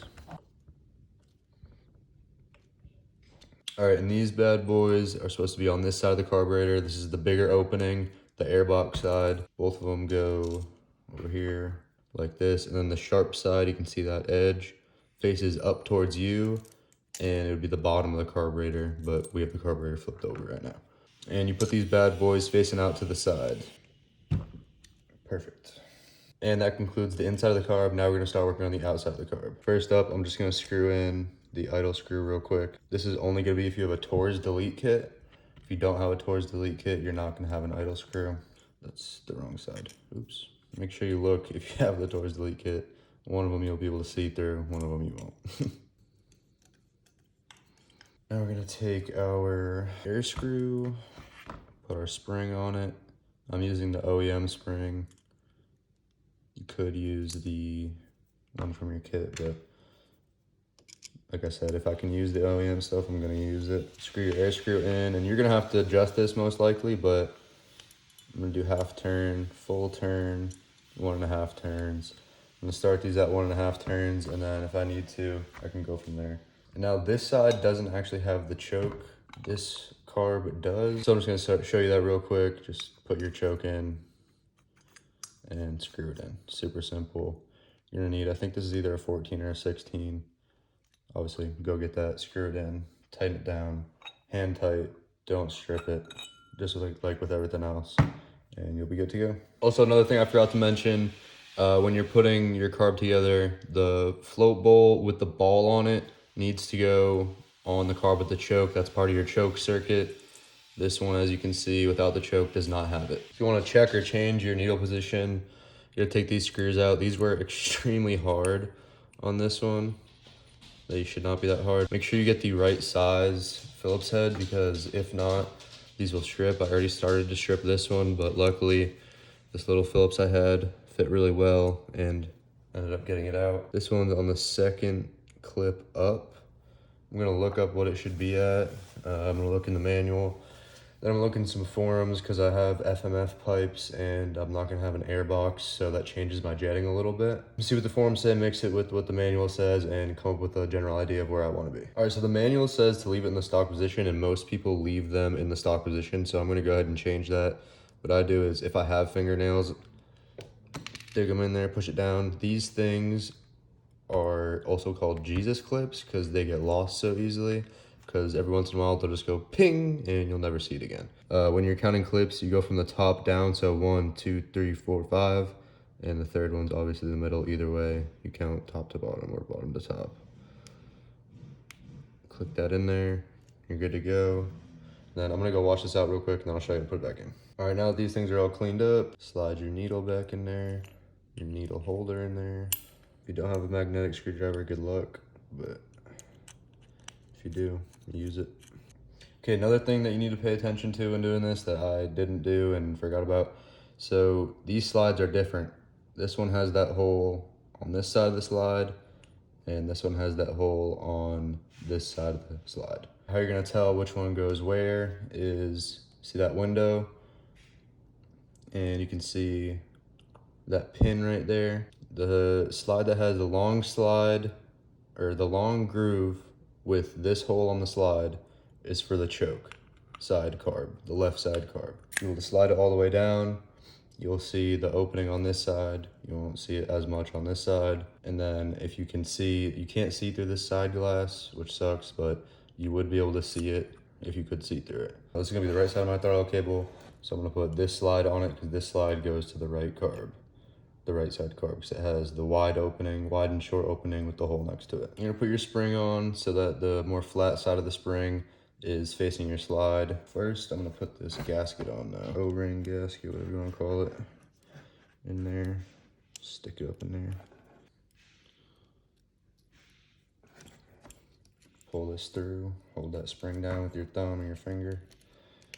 You can use a pair of vice grips if you really need to, but these ones usually aren't that bad. Then I'll pull that off to the side with my fingers like that. And that retaining clip, just you can drop it right down in there, and this gasket. There we go. And you're good to go. Good to put that in your carb. This O-ring's all seated up there, right? Now you can go ahead and screw this into your carb if you want to. Make sure you check and make sure you're putting the right slide in the right side. That's not the right carb for that. Remember, the hole with the fat and short side goes on your right side carb. You can see right there, You gotta line up that needle to your main jet. So I can't show you because I gotta put it upright. And there we go. Screw it on. Then you wanna make sure, obviously you can see that hole through the sight glass, and you wanna make sure the bigger curve is on the intake side, not the engine side. Now with these caps, just get them hand tight and you're good to go. All right, when you're putting your carbs on, make sure that the one with the choke is on this side, and then all you're gonna do is push it in there. It's pretty easy. Your intake boots will have a little notch cutting out of the rubber, and then you'll just make sure to line up this piece of your carb in that little notch to keep the carb straight, vertical. All right, right now I'm putting these tubes on the carburetors. These real skinny ones are kind of hard to get on here. Push them on real hard like that. Then we'll go do the same thing on the inside. Looks just like it does on the outside. If you have to, you can use a heat gun. Just hit it for like a couple seconds. It'll make these things slide on super easily. All right, then you should have these little tabs on your carbs. You're gonna push it right through there, and this tube just gonna go over the carb, kind of like that. Same thing on the other side. You should have a little tab like that. Pull it through. Should look something like that. And then I'm gonna take these tubes, put them back here towards the back of the bike, and then I'll wait till I do the other side, and then I'll show you what I do with all the tubes. All right, I got those other ones on. Now I'm gonna put the little drain tube on, so I can go over it. Just like that. And I'll do it to the other side as well. Trying to keep my wiring stuff kind of out of this mix of stuff. All right, I gotta connect this tube down here to the crank breather. All right, so this crank breather has to go on here like this. And then there's a little thing that goes on there, holds it on there. All right, now go ahead and put this breather hose back down in here. Now, I'm gonna take this crank breather, put it up towards the front of the Banshee. And we'll leave this right here for now, and we'll deal with that a little bit later. So I'm taking all the hoses from this Banshee, putting them down here, through this way. I'm just gonna put them out this way, and then through like this, and then down there. So these can all get zip tied together, just like that, and it'll keep it nice and out of the way. So I'm gonna zip tie up here, get them looking even. Awesome, I think that looks really good. So right now I gotta do the crossover, the choke crossover tube. And you cannot forget to do this, because if you ever wanna use the choke to start it or whatever, you need this tube on here. Once you got that tube on, push that one back in. Make sure that tube is all the way on both of them. All right, right now I'm setting up the fuel line. I just got some from AutoZone, it's 1/4 inch. And then I also got this from AutoZone. You can probably get this anywhere. It's just a T-splitter. So it goes from here and then to both the carbs. So you're gonna want this T-splitter to be like right here-ish. So you're gonna measure it out to have the fuel line go to it and then split off to both carbs. You just push this thing in your fuel line. You shouldn't need a clamp or anything. It should be pretty tight. Once you got it measured out to where you want it, take some snippers and try to make it as even as possible, and then cut it. All right, so now I got the one going from the tank to the T set up, so I want it about right here. And then I'm gonna bend this tube down, see about where I wanna cut this one. Do it around right here. Now I'll push this side on. There we go. Now I'll put this side of the T on. This side's a little bit too long. Take a little bit off at a time. See how long I want it to be. You just want to make sure you're not kinking your fuel line at all. Got this side to where I want it. Now I'll cut this and put this side on this carb. And that looks pretty good to me. And almost forgot to fill it up with oil, but didn't, so that's all that counts. Banshees take 1,500 milliliters, so I'll do 3 of these. All right, first start it.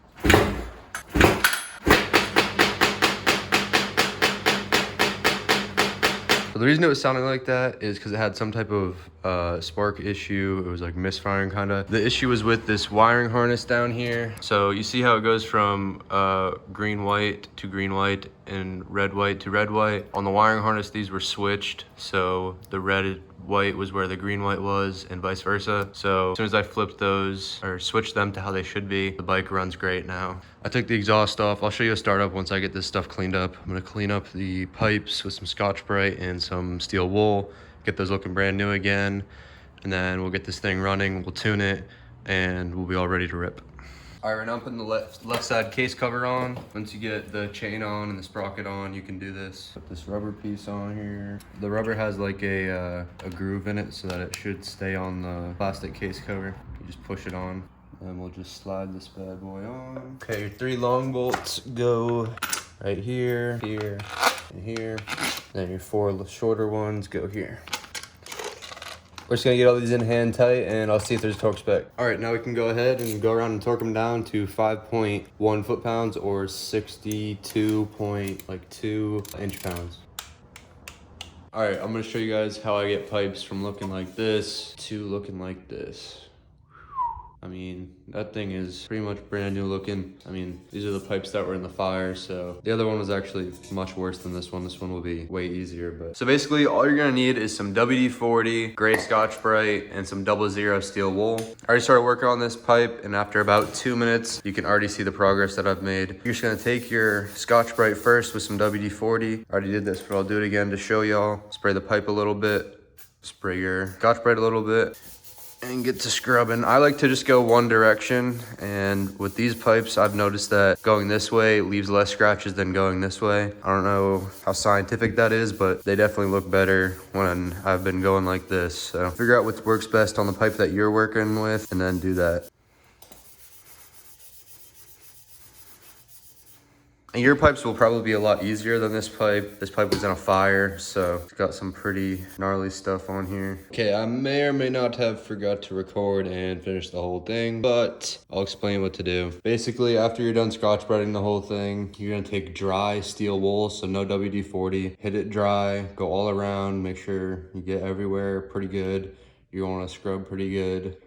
Pressure-wise, you want to push down pretty hard. Then after that, you're going to spray WD-40 on your pipe and on your steel wool. You can either use a new steel wool or flip it over. With the WD-40, you're just going to scrub it, just like you did before. Some pretty good pressure on there, and you'll be good. Then after, you're going to take a rag and wipe it all off so it's clean. And then once it's completely clean, there's no WD-40 on it, you're going to put clean WD-40 on it, use a clean rag, and just clean it basically with WD-40. That's going to protect it against rust, and it's just gonna make it look shiny. All right, right now I'm cleaning up these disgusting exhaust pipes. Basically, get it from looking like this to this with Scotch-Brite and WD-40. Super easy. I'm just gonna take a little bit of time and effort, and you can get them looking pretty good. And then these are aluminum, so I'm going to vapor blast them, but you could also just Scotch-Brite these and it will look pretty good. All right, right now I'm setting up the exhaust. First, I'm gonna take out this O-ring right here, put a new one in. There's a groove, you just take your thumbs, push it into that groove. All right, now we can put our springs on. One goes up here on the cylinder, then the other one's gonna go down here on this engine mount. There's a little hole in there. Now I'm gonna take the exhaust pipe and push it on.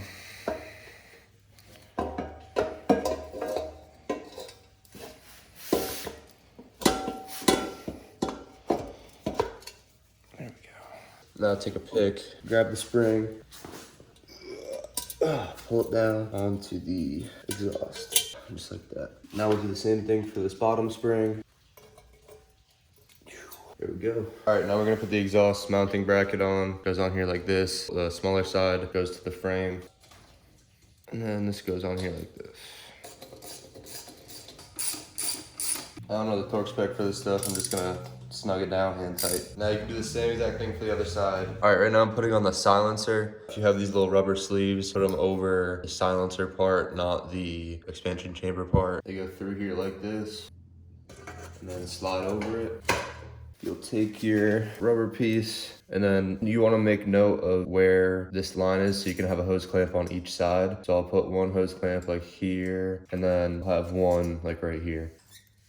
If you have a bunch of extra stuff like that, you can clip it off with wire cutters. I'm just using the drill because these are a little bit bigger than I thought. I'm just using the drill to get it down to size. And then I'll finish it up with the wrench so I don't strip it. Or not the wrench, the socket so I don't strip it.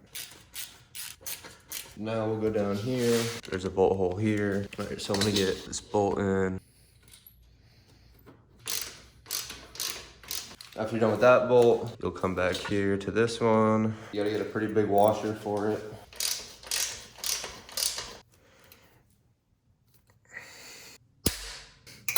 All right, as you can see, I got the plastics on. The plastics are pretty easy to put on. I'll just give you a little bit of an overview. Also, don't mind the seat cover. I'm getting a new one. This is just, I had to buy this seat because I didn't have one for this bike, and this seat just came with this weird ass cover. Basically, the rear plastics get bolted in here, here. Actually, didn't even do those yet, or these ones, here, here. here, and then right there, and right there. Super easy. And these ones, you have to have a nut for the back. You can see it. But these ones will screw into the frame. And then up here, you're gonna have these bars that go like this to connect to your plastics. It's gonna screw into your gas tank, and you're also gonna have your radiator one. I'm gonna show you how to do that one. It's a little bit more complicated than these ones. These screw into your gas tank. And then these ones also need nuts on the bottom on both sides. So right there and right there. And then these ones screw into the frame. And then this side is the same thing with that bar. Oh, and the bars also need a nut on the back. These don't screw in. All right, basically you're gonna put some bolts in there. Some nuts on the back. These are like super small ones. All right, after you got it all together, you're gonna put it on like this. There's let me show you. There's these things on here. So when you put it in, you gotta push it forward. So push down and then push forward. Pretty easy, simple. There'll be slots in this front plastic. Push it down and then push it forward. Once you get all of them in, like I said, just push it forward. Then you can take screw and put it in here. I don't think it matters which one goes on the top, so I'm just gonna put the gas tank cover on here. And just screw these in hand tight. If you go too tight, it's gonna strip out your gas tank. And that's good for that. All right, I'm gonna go ahead and put this screw in here, or bolt, whatever. And then do it to the other side, and you'll be ready to put this one on. All right, now we can put this front thing on. Pretty easy. All you're gonna do is slide it down, and you're gonna pull like this a little bit to get it around these things. It's good right there, but as soon as I let go, it's gonna come like that. So what I'm gonna do is I'm gonna go get the bolts that I'm gonna put inside. You're supposed to have clips instead of little bolts, but little bolts work just fine. All right, so basically all I'm doing is pushing this bolt through, and then I'm gonna stick my fingers through these holes and screw on this nut on the back of it.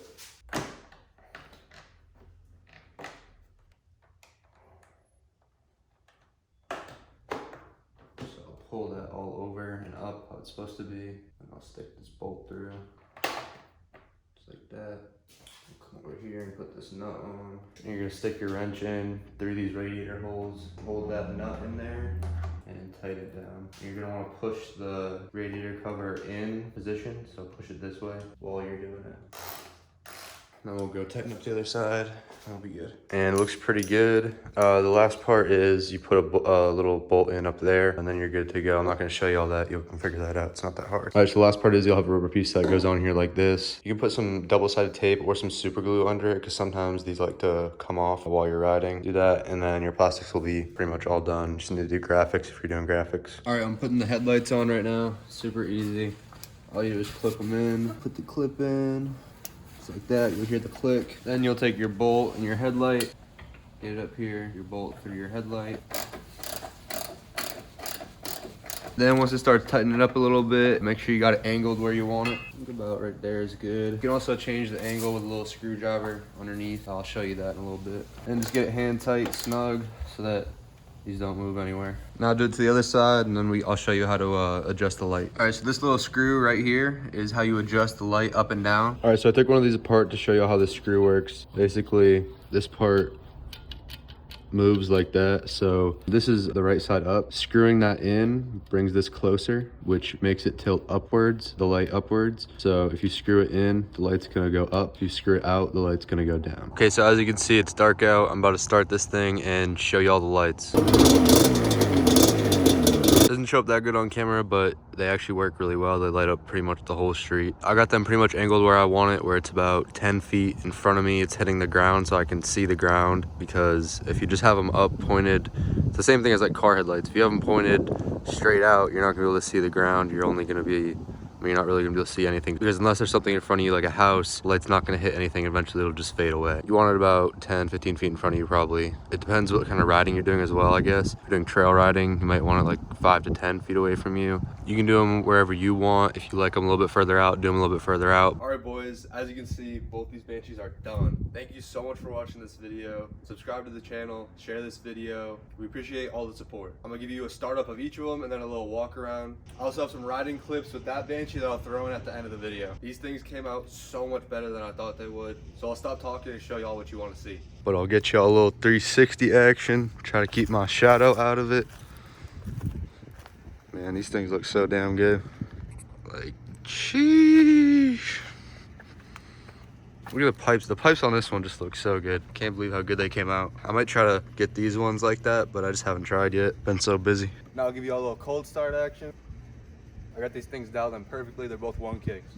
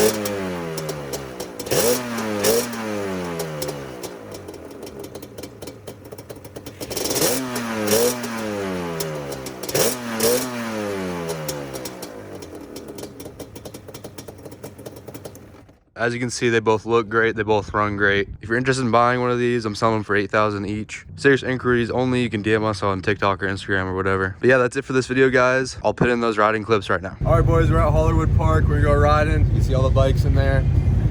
It's supposed to be pretty awesome here. We'll test it out.